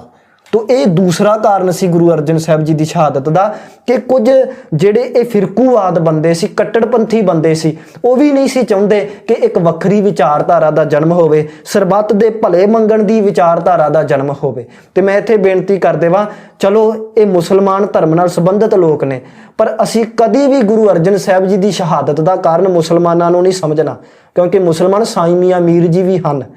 ਕਿਉਂਕਿ ਜਿਹੜੇ ਇਹੋ ਜਿਹੇ ਲੋਕ ਹੁੰਦੇ ਨੇ ਨਾ ਜੀ, ਇਹ ਅਸਲ ਦੇ ਵਿੱਚ ਧਰਮੀ ਹੁੰਦੇ ਨਹੀਂ, ਇਹਨਾਂ ਨੂੰ ਧਰਮੀ ਹੋਣ ਦਾ ਭੁਲੇਖਾ ਪੈ ਜਾਂਦਾ ਹੈ। ਤੇ ਐਸੇ ਲੋਕ ਸਿੱਖ ਵੀ ਹੋ ਸਕਦੇ ਨੇ, ਸਿੱਖ ਵੀ ਇਹੋ ਜਿਹਾ ਕੰਮ ਕਰਦੇ ਨੇ, ਹਿੰਦੂ ਵੀ ਹੋ ਸਕਦੇ ਨੇ, ਤੇ ਇਹ ਕੰਮ ਅੱਜ ਵਕਤ ਦੀ ਸਰਕਾਰ ਵੀ ਕਰ ਰਹੀ ਹੈ, ਆਪਾਂ ਜਾਣਦੇ ਹਾਂ। ਤੋ ਇਹੋ ਜਿਹੇ ਲੋਕ ਕਿਸੇ ਵੀ ਸਮੇਂ ਦੇ ਵਿੱਚ ਕਿਸੇ ਵੀ ਧਰਮ ਦੇ ਵਿੱਚ ਹੋ ਸਕਦੇ ਨੇ। ਤੋ ਜਿਹੜੀ ਮੈਂ ਬੇਨਤੀ ਕਰ ਰਿਹਾ, ਇਹ ਪਹਿਲੇ ਦੋ ਕਾਰਨ ਗੁਰੂ ਸਾਹਿਬ ਜੀ ਦੀ ਸ਼ਹਾਦਤ ਦੇ। ਅਗਲਾ ਕਾਰਨ, ਹੁਣ ਇਸ ਵਕਤ ਜਿਨ੍ਹਾਂ ਦਾ ਰਾਜ ਹੈ ਨਾ ਜੀ, ਜਿਹੜੇ ਇਹ ਕੱਟੜਪੰਥੀ ਲੋਕ ਨੇ, ਤੁਸੀਂ ਦੇਖ ਲਓ ਵੀ ਮੁਗਲਾਂ ਦੇ ਰਾਜ ਦੇ ਵਿੱਚ ਐਸਾ ਬਹੁਤ ਹੋਇਆ ਕਿ ਇਹਨਾਂ ਨੇ ਦੂਸਰੇ ਧਰਮ ਵਾਲਿਆਂ ਦੇ ਅਸਥਾਨ ਢਾਏ, ਦੂਸਰੇ ਧਰਮ ਵਾਲਿਆਂ ਦੇ ਗ੍ਰੰਥ ਸਾੜੇ, ਲਾਇਬ੍ਰੇਰੀਆਂ ਦੀਆਂ ਲਾਇਬ੍ਰੇਰੀਆਂ ਸਾੜ ਦਿੰਦੇ ਸਨ। ਮੁਗਲ ਰਾਜ ਦੇ ਵਿੱਚ ਐਸਾ ਬਹੁਤ ਹੋਇਆ। ਚਲੋ ਇਹ ਵੱਖਰੀ ਗੱਲ ਹੈ ਕਿ ਉਸ ਵਕਤ ਜਿਹੜੇ ਗੁਲਾਮੀ ਸਹਿ ਰਹੇ ਸਨ, ਜਦੋਂ ਅੱਜ ਇਹਨਾਂ ਨੂੰ ਰਾਜ ਭਾਗ ਮਿਲਿਆ 84 ਦੇ ਵਿੱਚ, ਇਹਨਾਂ ਨੇ ਵੀ ਸਾਡੀ ਲਾਇਬ੍ਰੇਰੀ ਸਾੜੀ। ਤੋਂ ਇਹ ਕੋਈ ਵੀ ਹਕੂਮਤ ਦੇ ਨਸ਼ੇ ਦੇ ਵਿੱਚ ਆ ਕੇ ਕਰ ਲੈਂਦਾ ਹੈ। ਉਸ ਵਕਤ ਮੁਗਲਾਂ ਨੇ ਕੀਤਾ ਤੇ ਹਿੰਦੂ ਵੀਰਾਂ ਨਾਲ ਬਹੁਤ ਕੀਤਾ। ਤੇ ਹੁਣ ਤੁਸੀਂ ਦੇਖੋ, ਇਹ ਨਹੀਂ ਸੀ ਚਾਹੁੰਦੇ ਕਿ ਕੋਈ ਦੂਸਰੀ ਵਿਚਾਰਧਾਰਾ ਵਾਲਾ ਗ੍ਰੰਥ ਹੋਵੇ, ਦੂਸਰੀ ਵਿਚਾਰਧਾਰਾ ਵਾਲੇ ਧਾਰਮਿਕ ਸਥਾਨ ਹੋਣ, ਪਰ ਗੁਰੂ ਅਰਜਨ ਸਾਹਿਬ ਜੀ ਨੇ ਹਰਮੰਦਰ ਸਾਹਿਬ ਸਿਰਜਿਆ, ਗੁਰੂ ਗ੍ਰੰਥ ਸਾਹਿਬ ਜੀ ਸਿਰਜਿਆ।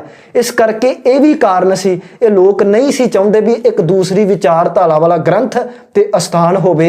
ਇਹ ਵੀ ਇੱਕ ਕਾਰਨ ਬਣਿਆ ਸਤਿਗੁਰੂ ਜੀ ਦੀ ਸ਼ਹਾਦਤ ਦਾ। ਇਸ ਤੋਂ ਅਗਲਾ ਕਾਰਨ ਆਪਾਂ ਜਾਣਦੇ ਹਾਂ, ਇਤਿਹਾਸ ਗਵਾਹ ਹੈ ਕਿ ਬੜੇ ਮੁਸਲਮਾਨ ਵੀ ਗੁਰੂ ਅਰਜਨ ਸਾਹਿਬ ਜੀ ਦੇ ਮੁਰੀਦ ਹੋ ਰਹੇ ਸਨ। ਸਾਈਂ ਮੀਆਂ ਮੀਰ ਸਭ ਤੋਂ ਵੱਡੀ ਐਗਜ਼ਾਮਪਲ ਹੈ। ਤੇ ਕੱਟੜਪੰਥੀ ਮੁਸਲਮਾਨ ਨਹੀਂ ਸੀ ਚਾਹੁੰਦੇ ਕਿ ਮੁਸਲਮਾਨ ਗੁਰੂ ਅਰਜਨ ਸਾਹਿਬ ਦੇ ਮੁਰੀਦ ਹੋਣ, ਇਸ ਕਰਕੇ ਇਸ ਗੱਲੋਂ ਵੀ ਉਹ ਨਫ਼ਰਤ ਕਰ ਰਹੇ ਸਨ। ਤੇ ਇਹ ਵੀ ਇੱਕ ਕਾਰਨ ਬਣਿਆ ਗੁਰੂ ਅਰਜਨ ਸਾਹਿਬ ਜੀ ਦੀ ਸ਼ਹਾਦਤ ਦਾ। ਇਸ ਤੋਂ ਅਗਲੀ ਗੱਲ, ਆ ਸਖੀ ਸਰਵਰੀ ਇਹ ਹੁੰਦੇ ਨੇ ਜੀ। ਅੱਜ ਆਪਾਂ ਸ਼ੇਖ ਫਤਿਹ ਬਾਰੇ ਜਾਣਦੇ ਹਾਂ। ਅੱਜ ਕਈ ਸਿੱਖ ਵੀ ਉੱਥੇ ਖੀਰਾਂ ਚੜਾਉਂਦੇ ਨੇ। ਤੇ ਤਰਨ ਤਾਰਨ ਸਾਹਿਬ ਨਾ ਜੀ, ਇਹਨਾਂ ਸਖੀ ਸਰਵੜੀਆਂ ਦਾ ਗੜ ਹੋਇਆ ਕਰਦਾ ਸੀ। ਗੁਰੂ ਅਰਜਨ ਸਾਹਿਬ ਜੀ ਨੇ ਤਰਨ ਤਾਰਨ ਸਾਹਿਬ ਵਸਾਇਆ, ਉਹ ਵੀ ਸਿੱਖੀ ਦਾ ਕੇਂਦਰ ਬਣਾਇਆ। ਤੇ ਉੱਥੇ ਇਹ ਐਸਾ ਸਿੱਖੀ ਦਾ ਪ੍ਰਚਾਰ ਹੋਇਆ ਕਿ ਇਹਨਾਂ ਸਖੀ ਸਰਵਰੀਆਂ ਦਾ ਜਿਹੜਾ ਦਬਦਬਾ ਸੀ ਉਹ ਘਟਣ ਲੱਗਾ। ਤੇ ਇਹ ਸਖੀ ਸਰਵਰੀਏ ਵੀ ਲਗਾਤਾਰ ਸ਼ਿਕਾਇਤਾਂ ਜਹਾਂਗੀਰ ਦੇ ਦਰਬਾਰ ਵਿੱਚ ਪਹੁੰਚਾ ਰਹੇ ਸਨ। ਤੇ ਇਹ ਸਖੀ ਸਰਵਰੀਏ ਵੀ ਕਾਰਨ ਬਣੇ ਗੁਰੂ ਅਰਜਨ ਸਾਹਿਬ ਜੀ ਦੀ ਸ਼ਹਾਦਤ ਦੇ। ਤੇ ਮੈਂ ਅੱਜ ਦੇ ਉਹਨਾਂ ਸਿੱਖਾਂ ਨੂੰ ਵੀ ਬੇਨਤੀ ਕਰਾਂਗਾ ਜਿਹੜੇ ਮੱਝ ਸੂਣ ਤੇ ਖੀਰਾਂ ਸ਼ੇਖ ਫਤਿਹ ਲੈ ਕੇ ਜਾਂਦੇ ਨੇ, ਭਲਿਓ ਪੁਰਸ਼ੋ, ਜਿਹੜੇ ਲੋਕ ਗੁਰੂ ਅਰਜਨ ਸਾਹਿਬ ਜੀ ਦੀ ਸ਼ਹਾਦਤ ਦਾ ਕਾਰਨ ਬਣੇ ਨੇ, ਤੇ ਅੱਜ ਅਸੀਂ ਉਹਨਾਂ ਦੇ ਡੇਰਿਆਂ ਤੇ ਜਾ ਕੇ ਖੀਰਾਂ ਚੜਾਉਣ ਦਏ ਨੇ। ਤੇ ਮੈਂ ਉਹਨਾਂ ਨੂੰ ਵੀ ਬੇਨਤੀ ਕਰਾਂਗਾ, ਅਸੀਂ ਉਹਨਾਂ ਕਾਰਨਾਂ ਦੇ ਵਿੱਚ ਹਿੱਸਾ ਨਾ ਪਾਈਏ, ਕਿਉਂਕਿ ਜੇ ਅਸੀਂ ਇਹ ਕੁਝ ਕਰ ਰਹੇ ਹਾਂ ਨਾ, ਤੇ ਅਸੀਂ ਵੀ ਗੁਰੂ ਅਰਜਨ ਸਾਹਿਬ ਜੀ ਨੂੰ ਸ਼ਹੀਦ ਕਰਾਉਣ ਵਾਲਿਆਂ ਦੀ ਕਤਾਰ 'ਚ ਆ ਜਾਵਾਂਗੇ। ਤੋ ਇਹ ਸਖੀ ਸਰਵਰੀਏ ਵੀ ਅਗਲਾ ਕਾਰਨ ਬਣੇ। ਇਸ ਤੋਂ ਅਗਲਾ ਕਾਰਨ ਹੈ ਜੀ ਆਪ ਜੀ ਦਾ ਵੱਡਾ ਭਰਾ ਪ੍ਰਿਥੀ ਚੰਦ। ਆਪਾਂ ਸਾਰੇ ਜਾਣਦੇ ਹਾਂ ਪ੍ਰਿਥੀ ਚੰਦ ਸ਼ੁਰੂ ਤੋਂ ਚਾਹੁੰਦਾ ਸੀ ਗੁਰਿਆਈ ਮੈਨੂੰ ਮਿਲੇ, ਪਰ ਗੁਰਿਆਈ ਉਹਨੂੰ ਮਿਲਦੀ ਜਿਹਦੇ ਬਾਰੇ ਧੁਰੋਂ ਹੁਕਮ ਹੋਵੇ ਤੇ ਜਿਹੜਾ ਕਾਬਲ ਹੋਵੇ। ਗੁਰਿਆਈ ਛੋਟੇ ਪੁੱਤਰ ਨੂੰ ਜਿਹੜੇ ਸਿੱਖ ਬਣ ਕੇ ਵਿਚਰੇ ਗੁਰੂ ਅਰਜਨ ਸਾਹਿਬ ਨੂੰ ਮਿਲੀ। ਇਹਦੇ ਕਰਕੇ ਪ੍ਰਿਥੀ ਚੰਦ ਬਹੁਤ ਨਫ਼ਰਤ ਕਰਦਾ ਹੈ। ਇਹਨੇ ਬੜੀਆਂ ਕੋਸ਼ਿਸ਼ਾਂ ਕੀਤੀਆਂ ਗੁਰੂ ਅਰਜਨ ਸਾਹਿਬ ਜੀ ਨੂੰ ਖਤਮ ਕਰਾਉਣ ਦੀਆਂ। ਕਦੀ ਇਹਨੇ ਸੁਲਹੀ ਤੋਂ ਹਮਲਾ ਕਰਾਇਆ, ਸੁਲਭੀ ਨੂੰ ਚੜਾ ਕੇ ਲਿਆਇਆ, ਪਰ ਚਲੋ ਉਦੋਂ ਐਸੇ ਹਾਲਾਤ ਬਣੇ ਵੀ ਇਹ ਦੋਨੋਂ ਰਾਹ 'ਚ ਹੀ ਰਹਿ ਗਏ, ਰਾਹ 'ਚ ਹੀ ਖਤਮ ਹੋ ਗਏ, ਗੁਰੂ ਅਰਜਨ ਸਾਹਿਬ ਤੱਕ ਪਹੁੰਚ ਹੀ ਨਹੀਂ ਸਕੇ। ਇਹਨੇ ਫਿਰ ਆਪ ਜੀ ਦੇ ਪੁੱਤਰ ਗੁਰੂ ਹਰਗੋਬਿੰਦ ਸਾਹਿਬ ਜੀ ਨੂੰ ਵੀ ਖਤਮ ਕਰਨ ਦੀਆਂ ਬੜੀਆਂ ਸਾਜ਼ਿਸ਼ਾਂ ਰਚੀਆਂ। ਜਦੋਂ ਕੋਈ ਸਾਜ਼ਿਸ਼ ਕੰਮ ਨਾ ਕੀਤੀ, ਇਹ ਪ੍ਰਿਥੀ ਚੰਦ ਵੀ ਜਹਾਂਗੀਰ ਦੇ ਦਰਬਾਰ ਦੇ ਵਿੱਚ ਵਾਰ-ਵਾਰ ਜਹਾਂਗੀਰ ਨੂੰ ਚੁੱਕ ਰਿਹਾ ਹੈ, ਸ਼ਿਕਾਇਤਾਂ ਪਹੁੰਚਾ ਰਿਹਾ ਹੈ, ਤੇ ਇਹ ਪ੍ਰਿਥੀ ਚੰਦ ਵੀ ਇੱਕ ਬੜਾ ਵੱਡਾ ਕਾਰਨ ਬਣਿਆ। ਤੇ ਮੈਂ ਸੰਗਤ ਨੂੰ ਆਪ ਜੀ ਦੇ ਗਿਆਤ ਲਈ ਦੱਸ ਦੇਵਾਂ ਕਿ ਹੇਹਰ ਨਗਰ ਦੇ ਵਿੱਚ ਪ੍ਰਿਥੀ ਚੰਦ ਨੇ ਦਰਬਾਰ ਸਾਹਿਬ ਵਰਗਾ ਮਾਡਲ ਬਿਲਕੁਲ ਉਸੇ ਤਰ੍ਹਾਂ ਹੇਹਰ ਪਿੰਡ ਦੇ ਵਿੱਚ ਵੀ ਇਨ ਬਿਨ ਦਰਬਾਰ ਸਾਹਿਬ ਵਰਗਾ ਇੱਕ ਇਮਾਰਤ ਬਣਾਈ, ਤੇ ਜਿਹਨੂੰ ਉਹਨੇ ਗੁਰੂ ਦਰਬਾਰ ਵੀ ਦੱਸਿਆ। ਤੇ ਇਹ ਕੱਲਾ ਪ੍ਰਿਥੀ ਚੰਦ ਨਹੀਂ ਸੀ ਕਰ ਸਕਦਾ, ਥਾਪੜਾ ਸਰਕਾਰ ਦਾ ਸੀ। ਤੁਸੀਂ ਦੇਖੋ ਹਰਮੰਦਰ ਸਾਹਿਬ ਸਿਰਜਿਆ ਗਿਆ ਤੇ ਇਹ ਗੁਰੂ ਰਾਮਦਾਸ ਜੀ ਨੇ ਸ਼ੁਰੂ ਕੀਤਾ, ਗੁਰੂ ਅਰਜਨ ਸਾਹਿਬ ਜੀ ਨੇ ਨੇਪਰੇ ਚਾੜਿਆ। ਕਿਉਂਕਿ ਜਿਹੜੀ ਚੀਜ਼ ਇਮਾਨਦਾਰੀ ਨਾਲ ਹੋਣੀ ਹੋਵੇ ਨਾ ਜੀ, ਉਹਨੂੰ ਵਕਤ ਲੱਗਦਾ ਹੈ। ਪਰ ਪ੍ਰਿਥੀ ਚੰਦ ਨੇ ਕੁਝ ਸਮੇਂ 'ਚ ਇਹ ਬਿਲਡਿੰਗ ਖੜੀ ਕਰ ਦਿੱਤੀ, ਸਾਰਾ ਇਹ ਅਸਥਾਨ ਬਣਾਤਾ। ਇਹਦਾ ਮਤਲਬ ਕੀ ਆ ਵੀ ਏਡੀ ਛੇਤੀ ਕੰਮ ਸਰਕਾਰਾਂ ਦੇ ਥਾਪੜੇ ਨਾਲ ਹੀ ਹੁੰਦੇ ਨੇ। ਜਦੋਂ ਵੀ ਕੋਈ ਗੁਰੂ ਦਾ ਸ਼ਰੀਕ ਬਣ ਕੇ ਖੜੇ ਨਾ ਜੀ, ਇਹ ਯਾਦ ਰਹੇ ਸਰਕਾਰਾਂ ਦੇ ਥਾਪੜੇ ਜ਼ਰੂਰ ਰਹੇ ਨੇ। ਅੱਜ ਵੀ ਕਿੰਨੇ ਡੇਰੇਦਾਰ ਨੇ, ਕਿੰਨੇ ਡੇਰੇ ਚੱਲ ਰਹੇ ਨੇ। ਇਹ ਡੇਰੇ ਐਵੇਂ ਨਹੀਂ ਵਿਸਥਾਰ ਕਰ ਜਾਂਦੇ, ਸਰਕਾਰਾਂ ਦੇ ਥਾਪੜੇ ਹੁੰਦੇ ਨੇ। ਤਾਂ ਪ੍ਰਿਥੀ ਚੰਦ ਤੇ ਵੀ ਸਰਕਾਰ ਦਾ ਥਾਪੜਾ ਸੀ, ਤੇ ਇਹਨੇ ਬਿਲਕੁਲ ਗੁਰੂ ਸਾਹਿਬ ਜੀ ਦਾ ਸ਼ਰੀਕ ਬਣ ਕੇ ਦਰਬਾਰ ਸਾਹਿਬ ਦੇ ਨਕਸ਼ੇ ਤੇ ਹੇਹਰ ਪਿੰਡ, ਉੱਥੇ ਵੀ ਆਪਦੀ ਇਮਾਰਤ ਬਣਾਈ, ਆਪਦਾ ਦਰਬਾਰ ਬਣਾਇਆ। ਤੇ ਇਹ ਪ੍ਰਿਥੀ ਚੰਦ ਵੀ ਇੱਕ ਕਾਰਨ ਬਣਿਆ ਗੁਰੂ ਸਾਹਿਬ ਜੀ ਦੀ ਸ਼ਹਾਦਤ ਦਾ।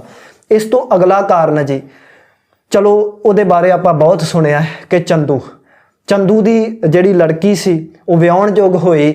ਉਹਨੇ ਇੱਕ ਬ੍ਰਾਹਮਣ ਆਪਦੇ ਪ੍ਰੋਤਾਂ ਨੂੰ ਭੇਜਿਆ ਕਿ ਮੇਰੀ ਲੜਕੀ ਵਾਸਤੇ ਵਰ ਲੱਭਣ ਜਾਓ। ਬ੍ਰਾਹਮਣ ਗਏ ਵਰ ਲੱਭਣ, ਅੰਮ੍ਰਿਤਸਰ ਸਾਹਿਬ ਪਹੁੰਚੇ, ਗੁਰੂ ਹਰਗੋਬਿੰਦ ਸਾਹਿਬ ਨੂੰ ਤੱਕਿਆ, ਪ੍ਰਭਾਵਿਤ ਹੁੰਦੇ ਨੇ ਤੇ ਗੁਰੂ ਅਰਜਨ ਸਾਹਿਬ ਜੀ ਦੇ ਨਾਲ ਰਾਬਤਾ ਕਾਇਮ ਕਰਕੇ ਚੰਦੂ ਦੀ ਲੜਕੀ ਦਾ ਰਿਸ਼ਤਾ ਇਹ ਬ੍ਰਾਹਮਣ ਗੁਰੂ ਹਰਗੋਬਿੰਦ ਸਾਹਿਬ ਦੇ ਨਾਲ ਤੈਅ ਕਰ ਦਿੰਦੇ ਨੇ। ਤਾਂ ਗੁਰੂ ਅਰਜਨ ਸਾਹਿਬ ਜੀ ਨੇ ਵੀ ਹਾਂ ਕੀਤੀ, ਕਿਉਂਕਿ ਉਹਨਾਂ ਨੂੰ ਕੀ ਫਿਕਰ ਸੀ, ਉਹ ਕਹਿੰਦੇ ਸੀ ਵੀ ਰਿਸ਼ਤਾ ਕਰਨਾ ਹੈ, ਚਲੋ ਚੰਦੂ ਦੇ ਘਰ ਹੋ ਜਾਵੇ। ਤਾਂ ਇਸ ਤਰ੍ਹਾਂ ਹਾਂ ਲੈ ਕੇ ਇਹ ਬ੍ਰਾਹਮਣ ਜਦੋਂ ਚੰਦੂ ਦੇ ਦਰਬਾਰ ਦੇ ਵਿੱਚ ਪਹੁੰਚਿਆ ਤੇ ਭਰੇ ਦਰਬਾਰ ਦੇ ਵਿੱਚ ਉਹਨਾਂ ਬ੍ਰਾਹਮਣ ਨੇ ਦੱਸਿਆ ਕਿ ਚੰਦੂ ਜੀ ਵਧਾਈ ਹੋਵੇ, ਤੁਹਾਡੀ ਲੜਕੀ ਦਾ ਰਿਸ਼ਤਾ ਅਸੀਂ ਗੁਰੂ ਅਰਜਨ ਸਾਹਿਬ ਜੀ ਦੇ ਪੁੱਤਰ ਸ੍ਰੀ ਹਰਗੋਬਿੰਦ ਸਾਹਿਬ ਨਾਲ ਕਰ ਆਏ ਆ। ਤੇ ਚੰਦੂ ਬਖਲਾ ਉੱਠਿਆ, ਉਹ ਕਹਿਣ ਲੱਗਾ ਵੀ ਤੁਸੀਂ ਮੇਰੀ ਲੜਕੀ ਦਾ ਰਿਸ਼ਤਾ ਉਹਦੇ ਨਾਲ ਕਰ ਆਏ ਜਿਹਦਾ ਦਾਦਾ ਕਦੀ ਲਾਹੌਰ 'ਚ ਘੁੰਗਣੀਆਂ ਵੇਚਦਾ ਸੀ। ਤੁਸੀਂ ਚੁਬਾਰੇ ਦੀ ਇੱਟ ਇੱਕ ਮੋਰੀ ਨੂੰ ਲਾ ਆਏ ਹੋ। ਚਲੋ ਬ੍ਰਾਹਮਣ ਹੋ, ਹੁਣ ਤੁਸੀਂ ਕੀਤਾ, ਤੁਹਾਡੀ ਗੱਲ ਤਾਂ ਮੋੜ ਨਹੀਂ ਸਕਦੇ, ਰਿਸ਼ਤਾ ਪੱਕਾ ਸਮਝਦੇ ਆ, ਪਰ ਬ੍ਰਾਹਮਣ ਜੀ ਤੁਸੀਂ ਗਲਤ ਕੀਤਾ ਹੈ, ਚੁਬਾਰੇ ਦੀ ਇੱਟ ਤੁਸੀਂ ਮੋਰੀ ਨੂੰ ਲਾ ਆਏ ਹੋ। ਉੱਥੇ ਕੁਝ ਸਿੱਖ ਵੀ ਮੌਜੂਦ ਸੀ। ਤਾਂ ਇਹ ਬ੍ਰਾਹਮਣ ਤਾਂ ਸ਼ਗਨ ਲੈ ਕੇ ਜਾ ਰਹੇ ਨੇ, ਪਰ ਸਿੱਖ ਹੁਣ ਗੁਰੂ ਦੀ ਨਿੰਦਿਆ ਕਿਵੇਂ ਸੁਣ ਸਕਦੇ ਸੀ? ਗੁਰੂ ਨਾਨਕ ਦੇ ਘਰ ਦੀ ਉਹ ਨਿੰਦਿਆ ਨਹੀਂ ਸੀ ਸੁਣ ਸਕਦੇ। ਇਸ ਕਰਕੇ ਇਸ ਤੋਂ ਪਹਿਲਾਂ ਕਿ ਬ੍ਰਾਹਮਣ ਪਹੁੰਚਦੇ, ਸਿੱਖਾਂ ਨੇ ਇੱਕ ਚਿੱਠੀ ਲਿਖ ਪਹੁੰਚਾ ਦਿੱਤੀ ਕਿ ਸਤਿਗੁਰੂ ਚੰਦੂ ਗੁਰੂ ਨਾਨਕ ਦੇ ਘਰ ਦੀ ਨਿੰਦਿਆ ਕਰਦਾ ਹੈ, ਇਸ ਕਰਕੇ ਤੁਸੀਂ ਇਹ ਰਿਸ਼ਤਾ ਪ੍ਰਵਾਨ ਨਾ ਕਰਿਓ। ਹੁਣ ਇੱਥੇ ਗੁਰੂ ਅਰਜਨ ਸਾਹਿਬ ਜੀ ਨੇ ਨਿੱਜੀ ਰੰਜਿਸ਼ ਨਾਲ ਨਹੀਂ, ਸੰਗਤਾਂ ਦੇ ਹੁਕਮ ਕਰਕੇ ਇਹ ਰਿਸ਼ਤਾ ਮੋੜ ਦਿੱਤਾ ਕਿ ਚੰਦੂ ਵਰਗੇ ਹੰਕਾਰੀ ਬੰਦੇ ਗੱਲ ਕਿਵੇਂ ਸਵੀਕਾਰ ਕਰ ਸਕਦੇ ਸੀ। ਉਹਦੀ ਹਉਮੈ ਨੂੰ ਸੱਟ ਵੱਜੀ। ਇਹ ਚੰਦੂ ਵੀ ਫਿਰ ਇੱਕ ਕਾਰਨ ਬਣਿਆ ਗੁਰੂ ਸਾਹਿਬ ਜੀ ਦੀ ਸ਼ਹਾਦਤ ਦਾ, ਔਰ ਇਹ ਵੀ ਫਿਰ ਜਹਾਂਗੀਰ ਨੂੰ ਵਾਰ-ਵਾਰ ਚੁੱਕ ਰਿਹਾ ਹੈ, ਚੁਗਲੀ ਨਿੰਦਿਆ ਕਰ ਕਰਕੇ ਉਕਸਾ ਰਿਹਾ ਹੈ ਵੀ ਕਿਸੇ ਨਾ ਕਿਸੇ ਢੰਗ ਨਾਲ ਗੁਰੂ ਅਰਜਨ ਸਾਹਿਬ ਜੀ ਨੂੰ ਖਤਮ ਕੀਤਾ ਜਾਵੇ। ਤਾਂ ਇਹ ਵੀ ਇੱਕ ਕਾਰਨ ਬਣਿਆ ਗੁਰੂ ਅਰਜਨ ਸਾਹਿਬ ਜੀ ਦੀ ਸ਼ਹਾਦਤ ਦਾ। ਇਸ ਤੋਂ ਅਗਲਾ ਕਾਰਨ ਆਪਾਂ ਸਾਰੇ ਜਾਣਦੇ ਹਾਂ, ਗੁਰੂ ਅਰਜਨ ਸਾਹਿਬ ਮਹਾਰਾਜ ਜੀ ਨੇ ਨਾ ਜੀ ਗੁਰੂ ਗ੍ਰੰਥ ਸਾਹਿਬ ਜੀ ਦੀ ਸਥਾਪਨਾ ਕੀਤੀ, ਆਪ ਜੀ ਦਾ ਪ੍ਰਕਾਸ਼ ਕੀਤਾ, ਸਾਰੀ ਬਾਣੀ ਇਕੱਤਰ ਕੀਤੀ। ਤੇ ਸਾਡਾ ਇਤਿਹਾਸ ਦੱਸਦਾ ਹੈ ਕਿ ਜਦੋਂ ਸਾਰੀ ਬਾਣੀ ਇਕੱਤਰ ਕਰ ਰਹੇ ਨੇ ਨਾ, ਕਈ ਹੋਰ ਵੀ ਜਾਣੇ ਆਏ ਜਿਨ੍ਹਾਂ ਨੇ ਇਹ ਕਿਹਾ ਵੀ ਸਾਡੀ ਬਾਣੀ ਵੀ ਦਰਜ ਕਰੋ। ਪਤਾ ਨਹੀਂ ਕਿੰਨੇ ਲੋਕ ਆਏ ਹੋਣਗੇ, ਪਰ ਇਤਿਹਾਸ ਨੂੰ ਸਿਰਫ 4 ਅਖੌਤੀ ਭਗਤਾਂ ਦਾ ਹਵਾਲਾ ਮਿਲਦਾ ਹੈ। 4 ਅਖੌਤੀ ਭਗਤ ਆਏ, ਉਹਦੇ ਵਿੱਚੋਂ ਮੈਂ ਸਿਰਫ ਪ੍ਰਕਰਨ ਤੇ ਰਹਿ ਕੇ ਇੱਕ ਅਖੌਤੀ ਭਗਤ ਦੀ ਗੱਲ ਕਰਨੀ ਹੈ, ਉਹ ਹੈ ਅਖੌਤੀ ਭਗਤ ਕਾਨਾ। ਇਹ ਵੀ ਆਇਆ ਤੇ ਕਹਿੰਦਾ ਵੀ ਸਤਿਗੁਰੂ ਮੇਰੇ ਬੋਲ ਵੀ ਦਰਜ ਕਰੋ। ਸਤਿਗੁਰੂ ਜੀ ਕਹਿੰਦੇ ਸੁਣਾਓ, ਜੇ ਸੱਚ ਦੀ ਕਸਵੱਟੀ ਤੇ ਖਰੇ ਉਤਰਦੇ ਹੋਏ ਜੇ ਤੁਹਾਡੇ ਬੋਲਾਂ ਚੋਂ ਪਰਮਾਤਮਾ ਦਾ ਬੋਲ ਹੋਇਆ ਤੇ ਜ਼ਰੂਰ ਅਸੀਂ ਤੁਹਾਡੇ ਬੋਲ ਦਰਜ ਕਰਾਂਗੇ, ਤੁਸੀਂ ਸੁਣਾਓ। ਤੇ ਇਹ ਜਿਹੜਾ ਭਗਤ ਕਾਨਾ ਹੈ ਇਹ ਬੋਲ ਕੇ ਸੁਣਾਉਂਦਾ ਹੈ, ਮੈਂ ਉਹੀ ਰੇ, ਮੈਂ ਉਹੀ ਰੇ, ਜਾਕੋ ਨਾਰਦ ਸਾਰਦ ਸੇਵਹਿ ਦੇਵੀ ਦੇਵਾ ਰੇ, ਬ੍ਰਹਮਾ ਵਿਸ਼ਨ ਮਹੇਸ਼ ਅਰਾਧੇ, ਸਭ ਕਰਦੇ ਜਾ ਕੀ ਸੇਵਾ ਰੇ। ਜਿਹਦਾ ਭਾਵ ਸੀ ਕਿ ਮੈਂ ਉਹੀ ਹਾਂ ਜਿਹਨੂੰ ਲੋਕ ਰੱਬ ਜਾਣ ਕੇ ਪੂਜਦੇ ਨੇ, ਜਿਹਦੀ ਮਹਿਮਾ ਵੇਦ ਕਰ ਰਹੇ ਨੇ, ਜਿਹਨੂੰ ਵਿਸ਼ਨੂੰ, ਸ਼ਿਵ ਜੀ ਤੇ ਬ੍ਰਹਮਾ ਵੀ ਗਾ ਰਹੇ ਨੇ। ਹੁਣ ਇਹਨਾਂ ਬੋਲਾਂ 'ਚੋਂ ਸਾਫ਼ ਹੰਕਾਰ ਝਲਕ ਰਿਹਾ ਸੀ ਤੇ ਗੁਰੂ ਸਾਹਿਬ ਨੇ ਟੋਕ ਕੇ ਕਹਿ ਦਿੱਤਾ, ਕਾਨਾ ਜੀ ਗੁਰੂ ਗ੍ਰੰਥ ਸਾਹਿਬ ਦੀ ਬਾਣੀ ਉਹ ਹੈ ਜਿਹੜੀ ਬੋਲ ਕੇ ਕਹਿੰਦੀ ਏ ਹਮ ਨਹੀਂ ਚੰਗੇ। ਹੁਣ ਪਰਮਾਤਮਾ 'ਚ ਅਭੇਦ ਹੋਣ ਵਾਲੇ ਤਾਂ ਕਹਿ ਰਹੇ ਨੇ ਹਮ ਨਹੀਂ ਚੰਗੇ, ਬੁਰਾ ਨਹੀਂ ਕੋਏ, ਪ੍ਰਣਵਤ ਨਾਨਕ ਤਾਰੇ ਸੋਏ। ਇਹ ਬਾਣੀ ਤਾਂ ਬੋਲ ਕੇ ਕਹਿ ਰਹੀ ਏ ਕਬੀਰ ਸਭ ਤੇ ਹਮ ਬੁਰੇ, ਹਮ ਤਜ ਭਲੋ ਸਭ ਕੋਏ, ਤੇਰਾ ਕੀਤਾ ਜਾਤੋ ਨਾਹੀ, ਮੈਨੂੰ ਜੋਗ ਕੀ ਤੋਈ, ਮੈਂ ਨਿਰਗੁਣ ਆਰੇ ਕੋ ਗੁਣ ਨਾਹੀ, ਆਪੇ ਤਰਸ ਪਿਓਈ। ਇਹ ਨਿਮਰਤਾ ਦੇ ਬੋਲ ਗੁਰਬਾਣੀ 'ਚੋਂ ਝਲਕਦੇ ਨੇ ਤੇ ਜਿਨ੍ਹਾਂ ਬੋਲਾਂ 'ਚੋਂ ਹੰਕਾਰ ਝਲਕਦਾ ਹੋਵੇ ਇਹ ਬੋਲ ਮੈਂ ਗੁਰਬਾਣੀ 'ਚ ਦਰਜ ਨਹੀਂ ਕਰ ਸਕਦਾ, ਕਿਉਂਕਿ ਜੇ ਗੁਰਬਾਣੀ ਪੜ੍ਹ ਕੇ ਸਿੱਖ ਵੀ ਹੰਕਾਰੀ ਹੋ ਗਿਆ ਉਹ ਗੁਰਬਾਣੀ ਥੋੜਾ ਹੋਈ। ਤੁਹਾਡੇ ਬੋਲਾਂ 'ਚੋਂ ਹੰਕਾਰ ਝਲਕ ਰਿਹਾ, ਇਸ ਕਰਕੇ ਇਹ ਗੁਰਬਾਣੀ ਨਹੀਂ ਸਦਾ ਸਕਦੇ। ਤੇ ਭਗਤ ਕਹਿਣ ਲੱਗਾ, ਉਹ ਅਖੌਤੀ ਭਗਤ ਕਾਨਾ ਕਹਿਣ ਲੱਗਾ ਕਿ ਤੁਸੀਂ ਮੈਨੂੰ ਮੋੜ ਰਹੇ ਹੋ ਤੇ ਯਾਦ ਰੱਖਿਓ ਇਹ ਦੁਸ਼ਮਣੀ ਮਹਿੰਗੀ ਪਏਗੀ। ਤੇ ਸਤਿਗੁਰੂ ਨੇ ਕਿਹਾ, ਕਾਨਾ ਜੀ ਸਾਡੀ ਕੋਈ ਦੁਸ਼ਮਣੀ ਨਹੀਂ, ਅਸੀਂ ਤਾਂ ਜੋ ਸਹੀ ਹੈ ਉਹੀ ਕਰ ਰਹੇ ਹਾਂ, ਜੋ ਤੁਹਾਨੂੰ ਸਹੀ ਲੱਗਦਾ ਉਹ ਤੁਸੀਂ ਕਰ ਲਓ। ਤੇ ਇਹ ਕਾਨਾ ਜਿਹੜਾ ਹੈ ਨਾ ਜੀ ਇੱਥੋਂ ਗੁੱਸੇ ਹੋ ਕੇ ਵਾਪਸ ਜਾਂਦਾ ਹੈ ਤੇ ਕਹਿੰਦੇ ਨੇ ਵੀ ਰਸਤੇ ਦੇ ਵਿੱਚ ਐਕਸੀਡੈਂਟ ਹੋਇਆ, ਘੋੜੇ ਦਾ ਐਕਸੀਡੈਂਟ ਹੋਇਆ ਤੇ ਰਸਤੇ 'ਚ ਹੀ ਚਲਾਣਾ ਕਰ ਦਿੰਦਾ ਹੈ। ਪਰ ਸੰਗਤਾਂ ਨੂੰ ਮੈਂ ਜਾਣੂ ਕਰਾ ਦੇਵਾਂ, ਇਹ ਅਖੌਤੀ ਭਗਤ ਕਾਨਾ ਚੰਦੂ ਦਾ ਚਚੇਰਾ ਭਰਾ ਸੀ ਤੇ ਚੰਦੂ ਦਾ ਹੁਣ ਜਦੋਂ ਚਚੇਰਾ ਭਰਾ ਮਰ ਗਿਆ ਤੇ ਉਹਨੂੰ ਪਤਾ ਸੀ ਵੀ ਗੁਰੂ ਅਰਜਨ ਸਾਹਿਬ ਕੋਲੋਂ ਆਇਆ ਹੈ ਤੇ ਚੰਦੂ ਨੇ ਇਹ ਇਲਜ਼ਾਮ ਲਾਤਾ ਕਿ ਭਗਤ ਕਾਨੇ ਨੂੰ ਗੁਰੂ ਅਰਜਨ ਸਾਹਿਬ ਜੀ ਨੇ ਮਰਾਇਆ। ਹਾਲਾਂਕਿ ਇਹ ਦੋਸ਼ ਬਿਲਕੁਲ ਬੇਬੁਨਿਆਦ ਸੀ, ਗੁਰੂ ਅਰਜਨ ਸਾਹਿਬ ਜੀ ਨੇ ਤਾਂ ਕੋਈ ਲੈਣਾ ਦੇਣਾ ਨਹੀਂ ਸੀ ਉਹਦੀ ਮੌਤ ਨਾਲ, ਪਰ ਚੰਦੂ ਨੇ ਇਲਜ਼ਾਮ ਲਾਤਾ ਕਿ ਭਗਤ ਕਾਨੇ ਦੀ ਮੌਤ ਦਾ ਕਾਰਨ ਗੁਰੂ ਅਰਜਨ ਸਾਹਿਬ ਹਨ। ਇਹ ਵੀ ਸ਼ਿਕਾਇਤ ਜਹਾਂਗੀਰ ਦੇ ਦਰਬਾਰ 'ਚ ਪਹੁੰਚੀ ਤੇ ਇਹ ਵੀ ਇੱਕ ਕਾਰਨ ਬਣਿਆ। ਤੇ ਇੱਕ ਆਖਰੀ ਕਾਰਨ ਮੈਂ ਜਿਹੜਾ ਦੱਸਾਂ, ਸੈਕਿੰਡ ਲਾਸਟ ਕਾਰਨ ਹੈ, ਤੇ ਜਿਸ ਕਾਰਨ ਕਰਕੇ ਗੁਰੂ ਅਰਜਨ ਸਾਹਿਬ ਜੀ ਨੂੰ ਗ੍ਰਿਫਤਾਰ ਕੀਤਾ ਗਿਆ ਉਹ ਸੀ ਖੁਸਰੋ। ਪਿੱਛੇ ਆਪਾਂ ਜ਼ਿਕਰ ਕਰ ਆ ਰਹੇ ਹਾਂ ਅਕਬਰ ਦਾ ਪੁੱਤਰ ਜਹਾਂਗੀਰ ਦਾ ਪੁੱਤਰ ਖੁਸਰੋ। ਜਦੋਂ ਜਹਾਂਗੀਰ ਤਖਤ ਤੇ ਬੈਠਾ ਨਾ, ਹੁਣ ਖੁਸਰੋ ਵੀ ਦਾਅਵੇਦਾਰ ਸੀ ਤਖਤ ਲਈ, ਇਸ ਕਰਕੇ ਜਹਾਂਗੀਰ ਨੇ ਆਪਣੇ ਪੁੱਤਰ ਖੁਸਰੋ ਨੂੰ ਆਗਰੇ 'ਚ ਕੈਦ ਕੀਤਾ। ਸਮਾਂ ਲੰਘਿਆ, ਖੁਸਰੋ ਇੱਕ ਬਹਾਨਾ ਬਣਾ ਕੇ ਇੱਥੋਂ ਭੱਜ ਨਿਕਲਿਆ ਜੀ। ਉਹਨੇ ਬਹਾਨਾ ਬਣਾਇਆ ਕਿ ਮੈਂ ਆਪਣੇ ਦਾਦੇ ਦੀ ਕਬਰ ਤੇ ਫੁੱਲ ਚੜਾਉਣੇ ਨੇ। ਇਹ ਬਹਾਨਾ ਲਾ ਕੇ ਕੁਝ ਬੰਦਿਆਂ ਦੇ ਨਾਲ ਖੁਸਰੋ ਬਾਗੀ ਹੋ ਗਿਆ, ਭੱਜ ਗਿਆ। ਤੇ ਕਹਿੰਦੇ ਨੇ ਵੀ ਰਸਤੇ ਦੇ ਵਿੱਚ ਕੁਝ ਸਰੋਤਾਂ ਦਾ ਕਹਿਣਾ ਹੈ ਕਿ ਰਸਤੇ ਦੇ ਵਿੱਚ ਗੁਰੂ ਕੇ ਲੰਗਰਾਂ 'ਚੋਂ ਪ੍ਰਸ਼ਾਦਾ ਵੀ ਛਕ ਕੇ ਜਾਂਦਾ ਹੈ, ਪਰ ਕਈ ਵਿਦਵਾਨ ਕਹਿੰਦੇ ਨੇ ਵੀ ਗੁਰੂ ਘਰ ਆਇਆ ਹੀ ਨਹੀਂ, ਨੇੜਿਓਂ ਜ਼ਰੂਰ ਲੰਘਿਆ ਪਰ ਗੁਰੂ ਘਰ ਨਹੀਂ ਆਇਆ। ਪਰ ਜੇ ਦੋਨਾਂ ਸਰੋਤਾਂ ਦਾ ਹੀ ਤੱਤ ਕੱਢੀਏ ਨਾ ਜੀ, ਇੰਨੀ ਗੱਲ ਤਾਂ ਸਪਸ਼ਟ ਹੈ ਕਿ ਇਹ ਖੁਸਰੋ ਗੁਰੂ ਸਾਹਿਬ ਨੂੰ ਨਹੀਂ ਮਿਲਿਆ। ਜੇ ਉਹ ਗੁਰੂ ਘਰ ਦੇ ਲੰਗਰਾਂ 'ਚੋਂ ਪ੍ਰਸ਼ਾਦਾ ਛਕ ਵੀ ਗਿਆ ਹੈ ਤੇ ਇਹਦੇ ਵਿੱਚ ਕੋਈ ਵੱਡੀ ਗੱਲ ਨਹੀਂ। ਜੇ ਜਹਾਂਗੀਰ ਵੀ ਆ ਜਾਂਦਾ, ਗੁਰੂ ਸਾਹਿਬ ਨੇ ਉਹਨੂੰ ਵੀ ਨਹੀਂ ਸੀ ਮੋੜਨਾ, ਉਤੋਂ ਪ੍ਰਸ਼ਾਦਾ ਕੋਈ ਵੀ ਛਕ ਸਕਦਾ ਹੈ। ਤਾਂ ਇਹ ਗੱਲ ਬਿਲਕੁਲ ਬੇਬੁਨਿਆਦ ਹੈ ਕਿ ਇੱਕ ਬਾਗੀ ਨੂੰ ਗੁਰੂ ਸਾਹਿਬ ਜੀ ਨੇ ਮਦਦ ਕੀਤੀ, ਇਹ ਗੱਲ ਬਿਲਕੁਲ ਬੇਬੁਨਿਆਦ ਹੈ। ਪਰ ਜਦੋਂ ਬਾਅਦ ਵਿੱਚ ਖੁਸਰੋ ਪਕੜਿਆ ਗਿਆ ਤੇ ਸ਼ੇਖ ਅਹਿਮਦ ਸਰਹੰਦੀ ਦਾ ਜਿਹੜਾ ਚੇਲਾ ਸੀ ਮੁਰਤਜ਼ਾ ਖਾਂ, ਉਹਨੇ ਸੋਚਿਆ ਵੀ ਇਹ ਬੜਾ ਵਧੀਆ ਮੌਕਾ ਹੈ ਗੁਰੂ ਅਰਜਨ ਸਾਹਿਬ ਜੀ ਨੂੰ ਗ੍ਰਿਫਤਾਰ ਕਰਨ ਦਾ, ਤੇ ਉਹਨੇ ਜਹਾਂਗੀਰ ਨੂੰ ਇਹ ਗੱਲ ਕਹੀ ਕਿ ਆਪਾਂ ਇਹ ਦੋਸ਼ ਗੁਰੂ ਅਰਜਨ ਸਾਹਿਬ ਤੇ ਲਾ ਦਿੰਨੇ ਆ ਕਿ ਗੁਰੂ ਅਰਜਨ ਸਾਹਿਬ ਜੀ ਨੇ ਇੱਕ ਬਾਗੀ ਨੂੰ ਆਪਣੀ ਸ਼ਰਨ ਦੇ ਵਿੱਚ ਰੱਖਿਆ। ਤੋ ਇਹ ਕਾਰਨ ਬਣਾ ਕੇ ਗੁਰੂ ਅਰਜਨ ਸਾਹਿਬ ਜੀ ਨੂੰ ਗ੍ਰਿਫਤਾਰ ਕਰ ਲਿਆ ਗਿਆ। ਉੱਥੇ ਇੱਕ ਹੋਰ ਕਾਰਨ ਵੀ ਵਰਤਿਆ। ਜਦੋਂ ਗ੍ਰਿਫਤਾਰ ਕੀਤਾ ਗਿਆ ਨਾ ਜੀ, ਜਹਾਂਗੀਰ ਨੇ ਇੱਕ ਹੋਰ ਆਪਸ਼ਨ ਰੱਖੀ ਕਿ ਤੁਸੀਂ ਜਾਂ ਆਪਣੇ ਗ੍ਰੰਥ ਦੇ ਵਿੱਚ ਮੁਹੰਮਦ ਸਾਹਿਬ ਦੀ ਤਾਰੀਫ ਲਿਖੋ, ਤੁਹਾਨੂੰ ਛੱਡ ਦੇਵਾਂਗੇ, ਪਰ ਜੇ ਤਾਰੀਫ ਨਹੀਂ ਲਿਖ ਸਕਦੇ ਤੁਹਾਨੂੰ ਮਾਰਿਆ ਜਾਏਗਾ। ਤੇ ਗੁਰੂ ਅਰਜਨ ਸਾਹਿਬ ਜੀ ਨੇ ਇਹ ਵਚਨ ਕੀਤੇ ਕਿ ਜਹਾਂਗੀਰ, ਸਾਨੂੰ ਮੁਹੰਮਦ ਸਾਹਿਬ ਦੇ ਨਾਲ ਕੋਈ ਨਫ਼ਰਤ ਨਹੀਂ ਹੈ, ਅਸੀਂ ਸਤਿਕਾਰ ਕਰਦੇ ਹਾਂ, ਪਰ ਅਸੀਂ ਕੋਈ ਵੀ ਬੋਲ ਆਪਣੇ ਆਪ ਨਹੀਂ ਲਿਖੇ। ਜੋ ਪਰਮਾਤਮਾ ਦੇ ਬੋਲ ਆਏ ਉਹ ਦਰਜ ਕਰ ਦਿੱਤੇ, ਤੇ ਜਿਹੜੇ ਪਰਮਾਤਮਾ ਵੱਲੋਂ ਹੁਕਮ ਹੀ ਨਹੀਂ ਉਹ ਬੋਲ ਅਸੀਂ ਕਿਵੇਂ ਲਿਖ ਸਕਦੇ ਹਾਂ। ਦੂਸਰੀ ਗੱਲ, ਜੇ ਅੱਜ ਅਸੀਂ ਕਿਸੇ ਦਾ ਡਰ ਮੰਨ ਕੇ ਇਹ ਵਚਨ ਲਿਖ ਦਿੱਤੇ ਤੇ ਇਹ ਬਾਣੀ ਪੜ੍ਹਨ ਵਾਲਿਆਂ ਦਾ ਡਰ ਕਿਵੇਂ ਦੂਰ ਹੋਵੇਗਾ, ਉਹ ਨਿਰਭਉ ਕਿਵੇਂ ਬਣਨਗੇ। ਇਸ ਕਰਕੇ ਅਸੀਂ ਮੌਤ ਕਬੂਲ ਸਕਦੇ ਹਾਂ, ਪਰ ਐਸੀ ਗੱਲ ਕਿਸੇ ਬਾਦਸ਼ਾਹ ਦੇ ਡਰ ਦੇ ਵਿੱਚ ਆ ਕੇ ਨਹੀਂ ਲਿਖਾਂਗੇ। ਤੋ ਇਹ 10ਵਾਂ ਕਾਰਨ ਬਣਿਆ ਗੁਰੂ ਸਾਹਿਬ ਜੀ ਦੀ ਸ਼ਹਾਦਤ ਦਾ ਇਹ ਲੰਮੇ ਚੌੜੇ ਕਾਰਨ ਨੇ ਜਿਹਦੇ ਕਰਕੇ ਗੁਰੂ ਅਰਜਨ ਸਾਹਿਬ ਜੀ ਨੂੰ ਸ਼ਹੀਦ ਕੀਤਾ ਗਿਆ ਜੀ। ਗੁਰੂ ਸਾਹਿਬ ਦੇ ਸ਼ਹੀਦੀ ਦੇ ਬਹੁਤ ਵੱਡੇ ਕਾਰਨ ਨੇ, ਜਿੱਡੇ ਉਹਨਾਂ ਦਾ ਅਕਸ਼ਾ, ਜਿੱਡੇ ਉਹ ਮਹਾਂਪੁਰਸ਼ ਨੇ, ਇੱਕ ਨਵੇਂ ਪੰਥ ਨੂੰ ਇੱਕ ਨਵੀਂ ਸੇਧ ਦੇਣ ਲਈ ਓਡੇ ਹੀ ਵੱਡੇ ਕਾਰਨ ਨੇ ਉਹਨਾਂ ਦੀ ਸ਼ਹੀਦੀ ਦੇ। ਸਮਾਂ ਬਹੁਤ ਹੋ ਗਿਆ ਹੈ, ਸੰਖੇਪ ਦੇ ਵਿੱਚ ਦੱਸਣ ਕਿਰਪਾ ਕਰਿਆ ਜੇ ਕਿ ਉਸ ਸਮੇਂ ਸ਼ਹੀਦੀ ਦੇ ਦੌਰਾਨ ਕਿਹੋ ਜਿਹੇ ਤਸੀਹੇ ਦਿੱਤੇ ਗਏ ਨੇ ਤੇ ਕਿਸ ਤਰ੍ਹਾਂ ਉਸ ਨੂੰ ਵਿਹਾਰ ਕੀਤਾ ਗਿਆ ਗੁਰੂ ਅਰਜਨ ਦੇਵ ਜੀ ਮਹਾਰਾਜ ਨਾਲ ਉੱਥੇ ਉਸ ਸਮੇਂ ਦੀ ਸਰਕਾਰ ਨੇ। ਦੇਖੋ ਜੀ, ਗੁਰੂ ਅਰਜਨ ਸਾਹਿਬ ਜੀ ਨੂੰ ਗ੍ਰਿਫਤਾਰ ਕੀਤਾ ਗਿਆ। ਮੈਂ ਹੁਣ ਸੰਗਤ ਨੂੰ ਬੇਨਤੀ ਕਰਾਂਗਾ, ਥੋੜਾ ਜਿਹਾ ਭਾਵਨਾ ਦੇ ਵਿੱਚ ਡੁੱਬ ਕੇ ਪ੍ਰਕਰਨ ਸੁਣਿਓ, ਭਾਵੇਂ ਮੈਂ ਸੰਖੇਪ ਸੁਣਾਉਣਾ ਹੈ।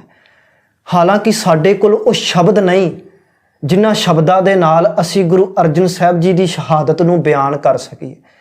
ਸਾਡਾ ਇਤਿਹਾਸ ਦੱਸਦਾ ਵੀ ਪੂਰੇ 5 ਦਿਨ ਤਸੀਹੇ ਦਿੱਤੇ, ਤੇ ਉਹ ਤਸੀਹੇ ਦਿੱਤੇ ਜਿਹਨੂੰ ਆਮ ਇਨਸਾਨ ਕੋਈ ਸਹਾਰ ਵੀ ਨਹੀਂ ਸਕਦਾ, ਤੇ ਉਹਨਾਂ ਤਸੀਹਾਂ ਨੂੰ ਅਸੀਂ ਆਪਣੇ ਸ਼ਬਦਾਂ 'ਚ ਕਿਵੇਂ ਬਿਆਨ ਕਰ ਸਕਦੇ ਹਾਂ। ਗ੍ਰਿਫਤਾਰ ਕੀਤਾ ਗਿਆ, 5 ਸਿੱਖ ਆਪ ਜੀ ਦੇ ਨਾਲ ਗਏ ਨੇ, ਤੇ ਤਸੀਹੇ ਦੇਣ ਦੀ ਪਲੈਨਿੰਗ ਪਹਿਲਾਂ ਸਾਰਿਆਂ ਨੇ ਰਲ ਕੇ ਕਰ ਲਈ ਹੈ, ਪਰ ਤਸੀਹੇ ਦੇਣ ਦਾ ਕੰਮ ਜਿਹੜਾ ਚੰਦੂ ਨੂੰ ਸੌਂਪਿਆ ਹੈ।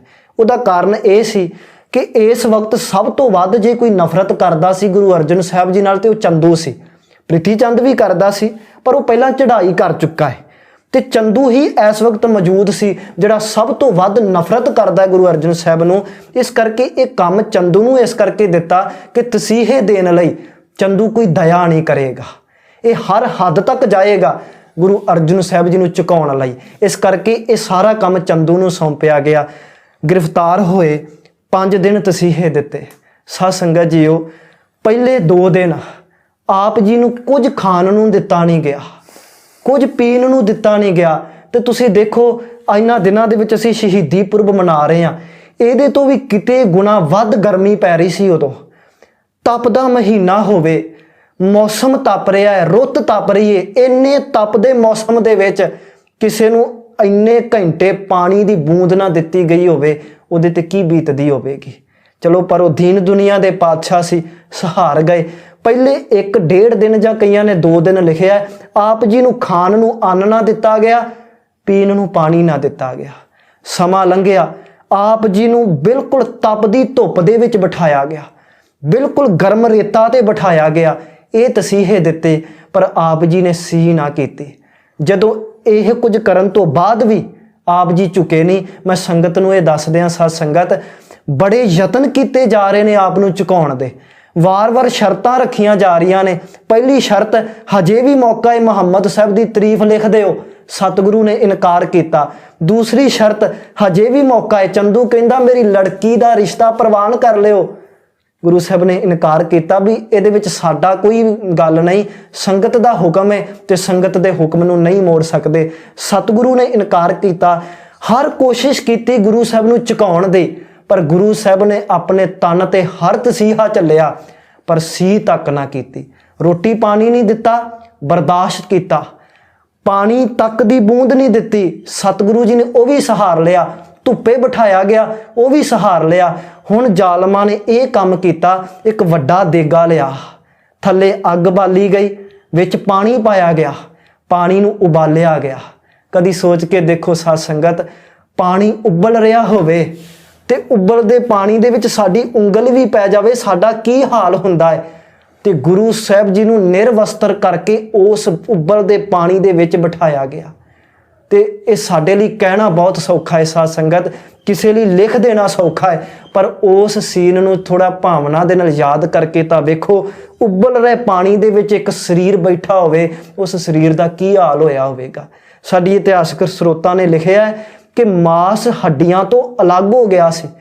ਜਦੋਂ ਤਸੀਹਾ ਦੇਣ ਤੋਂ ਬਾਅਦ ਆਪ ਜੀ ਨੂੰ ਬਾਹਰ ਕੱਢਿਆ ਗਿਆ, ਸਿੱਖਾਂ ਨੇ ਸਹਾਰਾ ਦਿੱਤਾ, ਆਪ ਜੀ ਦੀਆਂ ਹੱਡੀਆਂ ਨੰਗੀਆਂ ਦਿਖ ਰਹੀਆਂ ਸਨ। ਇਸ ਤਰ੍ਹਾਂ ਸਾਰਾ ਮਾਸ ਹੱਡੀਆਂ ਤੋਂ ਵੱਖ ਹੋ ਗਿਆ ਹੈ। ਇਹ ਤਸੀਹਾ ਦਿੱਤਾ ਗਿਆ। ਸਮਾਂ ਲੰਘਿਆ, ਜਦੋਂ ਸਤਿਗੁਰੂ ਜੀ ਫਿਰ ਵੀ ਨਾ ਝੁਕੇ, ਆਪ ਜੀ ਨੂੰ ਇੱਕ ਵੱਡੇ ਸਾਰੇ ਚੁੱਲ੍ਹੇ ਉੱਪਰ ਤਵੀ ਰੱਖ ਕੇ ਥੱਲੇ ਅੱਗ ਬਾਲ ਕੇ ਉਹਦੇ ਉੱਪਰ ਬਿਠਾਇਆ ਗਿਆ। ਤਪਦੀ ਹੋਈ ਤਵੀ ਦੇ ਉੱਪਰ ਬਿਠਾਇਆ ਗਿਆ। ਸਾਰਾ ਸਰੀਰ ਛਾਲੋ ਛਾਲੀ ਹੋ ਗਿਆ ਤੇ ਕਹਿੰਦੇ ਨੇ ਉੱਪਰ ਸੀਸ ਦੇ ਵਿੱਚ ਰੇਤਾ ਵੀ ਪਾਈ ਗਈ। ਚਲੋ ਸਾਡੇ ਫੋਟੋਆਂ ਦੇ ਵਿੱਚ ਦਿਖਾ ਦਿੰਦੇ ਨੇ ਦਸਤਾਰ ਬੰਨੀਏ, ਪਰ ਤਸੀਹੇ ਦੇਣ ਲੱਗਿਆਂ ਬਿਲਕੁਲ ਨਿਰਵਸਤਰ ਕੀਤਾ ਗਿਆ ਹੈ ਸਾਧ ਸੰਗਤ, ਦਸਤਾਰ ਵੀ ਖੋਲੀ ਗਈ। ਇਸ ਤਰ੍ਹਾਂ ਤਪਦੀ ਰੇਤਾ ਆਪ ਜੀ ਦੇ ਸਰੀਰ ਤੇ ਪਾਈ ਗਈ ਔਰ ਥੱਲੋਂ ਅੱਗ ਬਲ ਰਹੀ ਹੈ।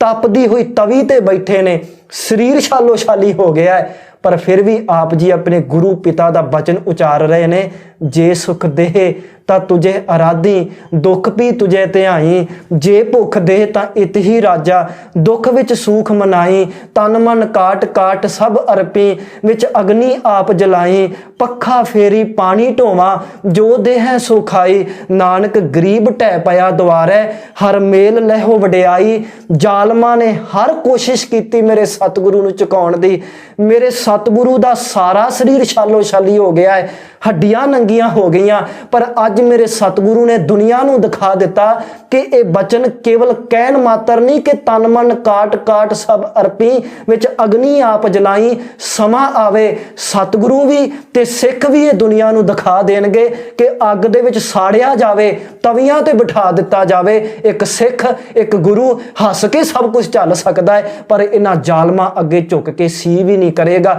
ਅੱਜ ਮੇਰੇ ਸਤਿਗੁਰੂ ਨੇ ਪ੍ਰੈਕਟੀਕਲ ਕਰਕੇ ਦਿਖਾ ਦਿੱਤਾ। ਸਾਈਂ ਮੀਆਂ ਮੀਰ ਨੇ ਇਹਨਾਂ ਸਾਰੀਆਂ ਚੀਜ਼ਾਂ ਤੋਂ ਰੋਕਣ ਦੇ ਯਤਨ ਕੀਤੇ, ਉਹਦੀ ਵਾਹ ਨਾ ਚੱਲੇ, ਤੇ ਸਤਿਗੁਰੂ ਨੇ ਵੀ ਉਹਨੂੰ ਸਮਝਾਇਆ ਕਿ ਤੇਰਾ ਕੀਆ ਮੀਠਾ ਲੱਗੈ, ਹਰ ਨਾਮ ਪਦਾਰਥ ਨਾਨਕ ਮੰਗੈ। ਸਾਈਂ ਜੀ ਪਰਮਾਤਮਾ ਦੀ ਰਜ਼ਾ ਨੂੰ ਕਬੂਲੋ, ਕੋਈ ਗੱਲ ਨਹੀਂ, ਇਹਨਾਂ ਜ਼ਾਲਮਾਂ ਨੂੰ ਜ਼ੁਲਮ ਕਰ ਲੈਣ ਦਿਓ। ਇੱਕ ਸ਼ਾਇਰ ਨੇ ਵੀ ਬੜੀ ਸੋਹਣੀ ਗੱਲ ਲਿਖੀ, ਜ਼ਾਲਮੋ ਤੁਸੀਂ ਆਪਣਾ ਜ਼ੁਲਮ ਕਰਨ ਲੱਗਿਆ ਦਇਆ ਨਾ ਕਰਿਓ, ਤੇ ਮੈਂ ਜ਼ੁਲਮ ਝੱਲਣ ਲੱਗਿਆ ਸੀ ਨਾ ਕਰੂੰਗਾ। ਅੱਜ ਮੈਂ ਤੁਹਾਡਾ ਜ਼ੁਲਮ ਦੇਖਣਾ ਹੈ ਤੇ ਦੁਨੀਆ ਮੇਰਾ ਸਬਰ ਦੇਖੇਗੀ। ਸਤਿਗੁਰੂ ਨੇ ਸਭ ਕੁਝ ਝੱਲਿਆ। ਕਿਸੇ ਕਵੀ ਨੇ ਬੜੀਆਂ ਸੋਹਣੀਆਂ ਸਤਰਾਂ ਲਿਖੀਆਂ, ਚਾਰੋਂ ਪਾਸੋਂ ਅੱਗ ਬਰਸੇ, ਦੇਗ ਸੀ ਤਨ ਸਾੜਦਾ, ਛਾਲੇ ਛਾਲੇ ਹੋ ਗਿਆ ਜੁੱਸਾ ਸੱਚੀ ਸਰਕਾਰ ਦਾ, ਸਾਈਂ ਮੀਆਂ ਮੀਰ ਜਿੱਥਾ ਹਾਲ ਆ ਜਦ ਯਾਰ ਦਾ, ਉਹ ਰੋ ਪਿਆ ਕੁਲ ਹੋ ਪਿਆ ਚੀਕ ਤੇ ਢਾਰੀ ਮਾਰਦਾ, ਸੁਣ ਸਤਿਗੁਰ ਕਿਹਾ ਮੀਆਂ ਛੋਡੋ ਪ੍ਰੀਤੀ ਚਾਂਦ ਸੇ, ਕਿਆ ਹੁਆ ਤਨ ਤਪ ਰਹਾ ਮਨ ਸ਼ਾਂਤ ਹੈ ਹਰ ਰਾਮ ਸੇ। ਦੁਨੀਆ ਦੇ ਲੋਕੋ, ਇਹ ਜ਼ਾਲਮ ਮੇਰਾ ਤਨ ਤਾਂ ਤਪਾ ਸਕਦੇ ਨੇ, ਪਰ ਜਿਹਦਾ ਮਨ ਗੁਰੂ ਨਾਲ ਪਰਮਾਤਮਾ ਨਾਲ ਜੁੜਿਆ ਹੋਵੇ ਨਾ, ਇਹਨਾਂ ਹਾਲਾਤਾਂ 'ਚ ਵੀ ਉਹਦਾ ਮਨ ਤਪ ਨਹੀਂ ਸਕਦਾ। ਤੇ ਤੁਸੀਂ ਦੇਖੋ ਸਾਰੇ ਹਾਲਾਤਾਂ ਦੇ ਵਿੱਚ ਵੀ ਠੰਡ ਦੇ ਘਰ ਧੰਨ ਗੁਰੂ ਅਰਜਨ ਸਾਹਿਬ ਜੀ ਤੱਤੀ ਤਵੀ ਤੇ ਬਿਠਾਇਆ ਗਿਆ, ਸੀ ਨਾ ਕੀਤਾ। ਤੇ ਇਹਨਾਂ ਜ਼ਾਲਮਾਂ ਨੇ ਆਖਰੀ ਕੰਮ ਇਹ ਕੀਤਾ ਕਿ ਤਪਦੇ ਹੋਏ ਆਪ ਜੀ ਦੇ ਸਰੀਰ ਨੂੰ ਰਾਵੀ ਦੇ ਠੰਡੇ ਪਾਣੀ ਦੇ ਵਿੱਚ ਡੁਬੋ ਦਿੱਤਾ। ਤੇ ਸੰਗਤ ਜੀ ਸੋਚ ਕੇ ਦੇਖੋ, ਸਰੀਰ ਤਪ ਰਿਹਾ ਹੋਵੇ, ਉਹਨੂੰ ਠੰਡੇ ਪਾਣੀ 'ਚ ਪਾਈਏ ਨਾ, ਜਲਨ ਹੋਰ ਵੱਧ ਜਾਂਦੀ ਹੈ। ਜ਼ਾਲਮਾਂ ਨੇ ਜ਼ੁਲਮ ਦੀ ਇੰਤਹਾ ਕਰ ਦਿੱਤੀ।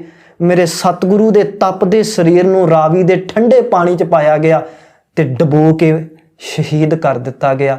ਅੱਜ ਮੇਰੇ ਸਤਿਗੁਰੂ ਜੀ ਸ਼ਹਾਦਤ ਦਾ ਜਾਮ ਪੀ ਗਏ, ਪਰ ਜ਼ੁਲਮ ਅੱਗੇ ਝੁਕੇ ਨਹੀਂ।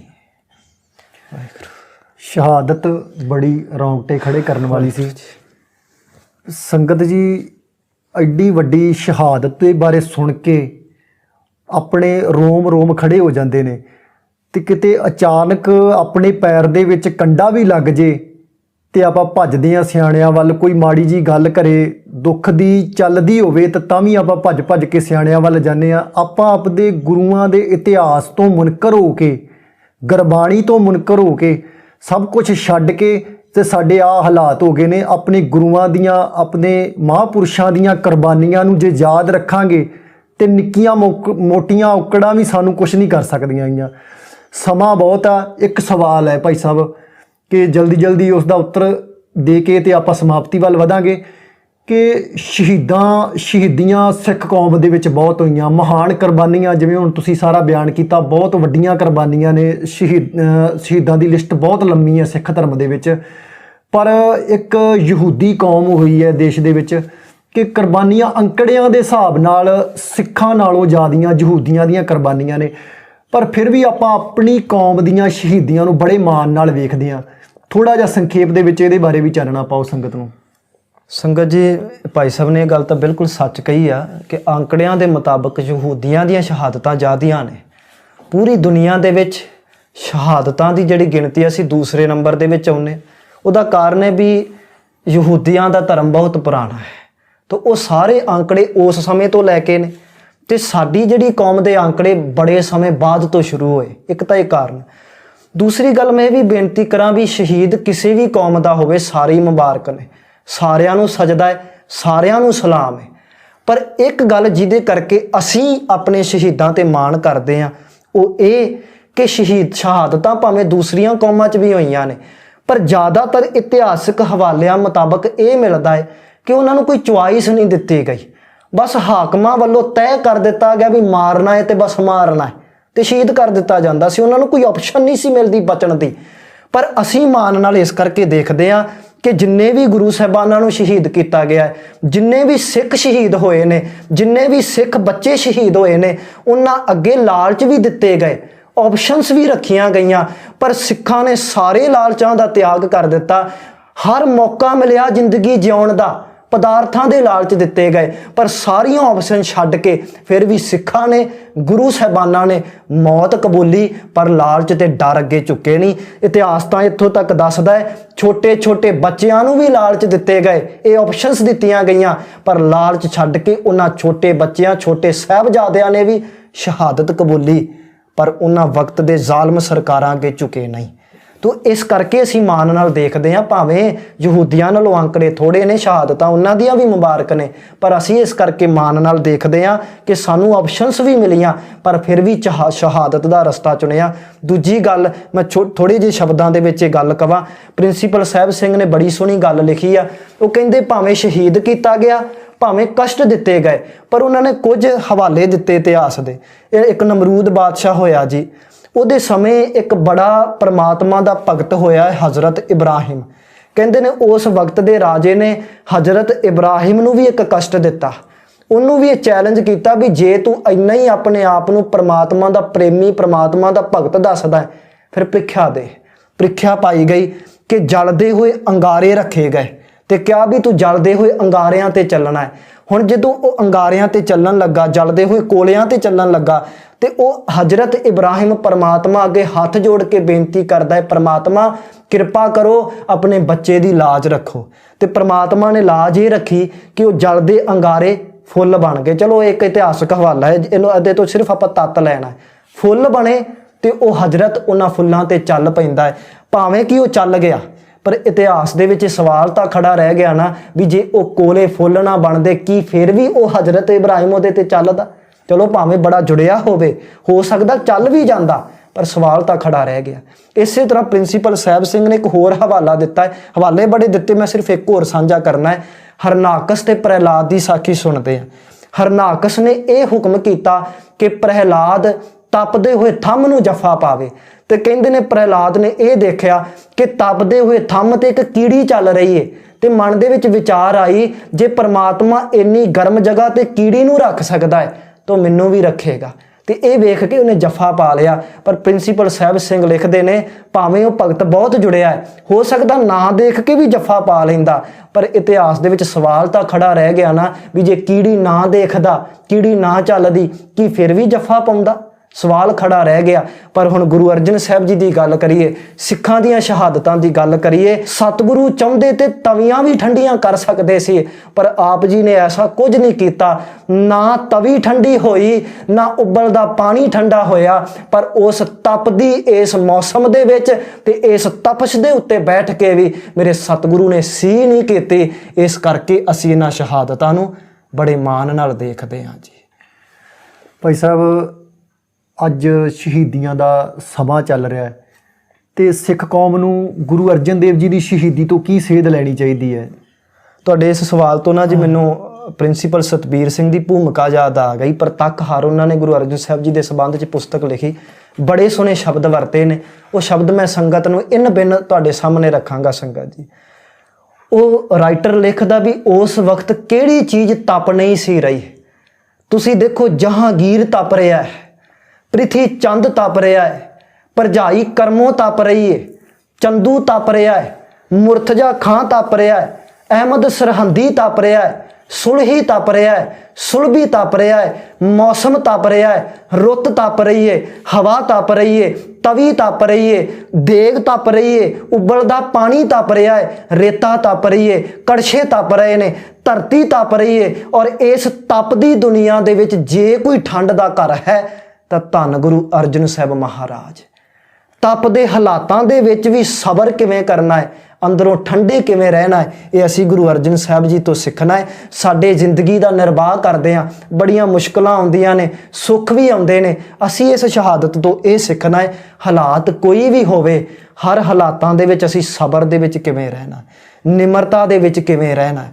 ਤੋ ਸਿੱਖਿਆਵਾਂ ਬਹੁਤ ਨੇ ਪਰ ਸਮਾਂ ਬਹੁਤ ਹੋ ਗਿਆ ਹੈ। ਮੈਂ ਇਹੀ ਬੇਨਤੀ ਕਰਾਂਗਾ, ਸ਼ਹਾਦਤ ਤੋਂ ਸਿੱਖੀਏ ਕਿ ਅਸੀਂ ਸਬਰ ਕਿਵੇਂ ਕਰਨਾ ਹੈ, ਔਰ ਨਾਲ ਇਹ ਵੀ ਸਿੱਖਣਾ ਹੈ ਕਿ ਲਾਲਚ ਕਰਕੇ ਝੁਕਣਾ ਬੰਦ ਕਰੀਏ, ਡੇਰਿਆਂ ਤੇ ਜਾਣਾ ਬੰਦ ਕਰੀਏ, ਗੁਰੂ ਸਾਹਿਬ ਦੀ ਓਟ ਲਈਏ ਔਰ ਹਰ ਹਾਲਾਤਾਂ ਦੇ ਵਿੱਚ ਸੱਚ ਤੇ ਪੂਰਨ ਉਤਰੀਏ। ਸਤਿਗੁਰੂ ਰਹਿਮਤ ਕਰਨ, ਅਸੀਂ ਵੀ ਆਪਣੀ ਹਾਜ਼ਰੀ ਗੁਰੂ ਅਰਜਨ ਸਾਹਿਬ ਜੀ ਦੇ ਚਰਨਾਂ ਤੇ ਲਵਾ ਸਕੀਏ ਜੀ। ਇਹ ਸਨ ਭਾਈ ਹਰਜੋਤ ਸਿੰਘ ਜੀ ਖਾਲਸਾ, ਜਿਨ੍ਹਾਂ ਨੇ ਦੱਸਿਆ ਕਿ ਗੁਰੂ ਅਰਜਨ ਦੇਵ ਜੀ ਦੇ ਜੀਵਨ ਬਾਰੇ, ਉਹਨਾਂ ਦੀ ਸ਼ਹੀਦੀ ਦੇ ਕਾਰਨਾਂ ਬਾਰੇ, ਉਹਨਾਂ ਨਾਲ ਕਿਸ ਤਰ੍ਹਾਂ ਤਸੀਹੇ ਹੋਏ ਨੇ, ਉਹਨਾਂ ਦੇ ਸਰੀਰ ਤੇ ਕਿਸ ਤਰ੍ਹਾਂ ਕਸ਼ਟ ਸਹੇ ਨੇ ਉਹਨਾਂ ਨੇ। ਫਿਰ ਵੀ ਇੰਨੇ ਕਸ਼ਟ ਸਹਾਰਦਿਆਂ ਹੋਇਆਂ ਸਾਰੀ ਕਸ਼ਟ ਦੇਣ ਵਾਲੇ ਅੰਦਰੋਂ ਤਪੇ ਹੋਏ ਸਨ, ਪਰ ਉਹ ਸਾਰੇ ਅੰਦਰੋਂ ਤਪੇ ਸੀ, ਪਰ ਗੁਰੂ ਅਰਜਨ ਦੇਵ ਜੀ ਫਿਰ ਵੀ ਠੰਡੇ ਸੀ। ਪਰ ਅੱਜ ਦੇ ਮਾਹੌਲ ਦੇ ਹਿਸਾਬ ਨਾਲ ਵੇਖਿਆ ਜਾਵੇ ਕਿ ਹੁਣ ਦੇ ਸਮੇਂ ਨਾਲ ਵੀ ਮੁਲਾਂਕਣ ਕੀਤਾ ਜਾਵੇ ਕਿ ਗੁਰਬਾਣੀ ਅਜੇ ਵੀ ਠੰਡ ਵਰਤਾ ਰਹੀ ਹੈ। ਗੁਰਬਾਣੀ ਤੇ ਕਿੰਤੂ ਪ੍ਰੰਤੂ ਕਰਨ ਵਾਲੇ ਬੰਦਿਆਂ ਤੋਂ ਥੋੜਾ ਜਿਹਾ ਗਰੇਜ ਕਰਕੇ ਗੁਰਬਾਣੀ ਤੇ ਇਤਿਹਾਸ ਤੇ ਵਿਸ਼ਵਾਸ ਕਰਕੇ ਵੇਖੋ। ਤੁਸੀਂ ਵੇਖੋ ਗੁਰਬਾਣੀ ਸੁਣਾਉਣ ਵਾਲੇ, ਇਤਿਹਾਸ ਸੁਣਾਉਣ ਵਾਲਿਆਂ ਦੇ ਅੰਦਰ ਵੀ ਅੱਜ ਕਿੰਨੇ ਤਪੇ ਹੋਏ ਨੇ, ਕਿੰਨੇ ਉਹਨਾਂ ਦੇ ਇਹ ਉਹ ਹਾਲਾਤ ਤਾਂ ਨਹੀਂ ਲੱਗ ਰਹੇ ਜਿਸ ਸਮੇਂ ਗੁਰੂ ਅਰਜਨ ਦੇਵ ਜੀ ਦੇ ਸ਼ਹੀਦੀ ਦੇ ਹਾਲਾਤ ਸਮੇਂ ਉਹਨਾਂ ਪੁਰਖਾਂ ਦੇ ਹਾਲਾਤ ਸੀ ਜਿਹੜੇ ਸਜ਼ਾ ਦੇਣ ਵਾਲੇ ਸਨ। ਅੱਜ ਇਹ ਹਾਲਾਤ ਉਸ ਤਰ੍ਹਾਂ ਦੇ ਤਾਂ ਨਹੀਂ ਪੈਦਾ ਹੋ ਰਹੇ। ਇਹੋ ਜਿਹੀਆਂ ਸ਼ਹੀਦੀਆਂ ਤੋਂ, ਇਹਨਾਂ ਮਹਾਨ ਪੁਰਸ਼ਾਂ ਦੀਆਂ ਸ਼ਹੀਦੀਆਂ ਤੋਂ ਆਪਾਂ ਹੁਣ ਦੀ ਜ਼ਿੰਦਗੀ ਦੇ ਵਿੱਚ ਹੁਣ ਕਿਵੇਂ ਜੀਵਨ ਨਿਰਵਾਹ ਕਰਨਾ, ਇਹ ਸੇਧ ਲੈਣੀ ਹੈ। ਤੇ ਜ਼ਬਰ ਦਾ ਸਾਹਮਣਾ ਕਿਵੇਂ ਸਬਰ ਨਾਲ ਕਰਨਾ ਹੈ, ਉਸ ਮਹਾਂਪੁਰਸ਼ਾਂ ਨੇ ਕਿਵੇਂ ਨਵੀਆਂ ਲੀਹਾਂ ਪੈਦਾ ਕੀਤੀਆਂ, ਇੱਕ ਕੌਮ ਨੂੰ ਖੜੀ ਕਰਨ ਵਾਸਤੇ ਨਵੀਆਂ ਕਿਵੇਂ ਸੇਧਾਂ ਦਿੱਤੀਆਂ, ਇਹਨਾਂ ਸਾਰਿਆਂ ਦੀ ਸਿੱਖਿਆ ਲੈਣੀ ਹੈ। ਤਾਂ ਹੀ ਸਾਡੇ ਸ਼ਹਾਦਤਾਂ ਦੇ ਦਿਵਸ, ਸ਼ਹੀਦੀਆਂ ਦੇ ਦਿਵਸ ਮਨਾਏ ਸਾਰਥਕ ਨੇ। ਦਿਓ ਇਜਾਜ਼ਤ। ਵਾਹਿਗੁਰੂ ਜੀ ਕਾ ਖਾਲਸਾ, ਵਾਹਿਗੁਰੂ ਜੀ ਕੀ ਫਤਿਹ।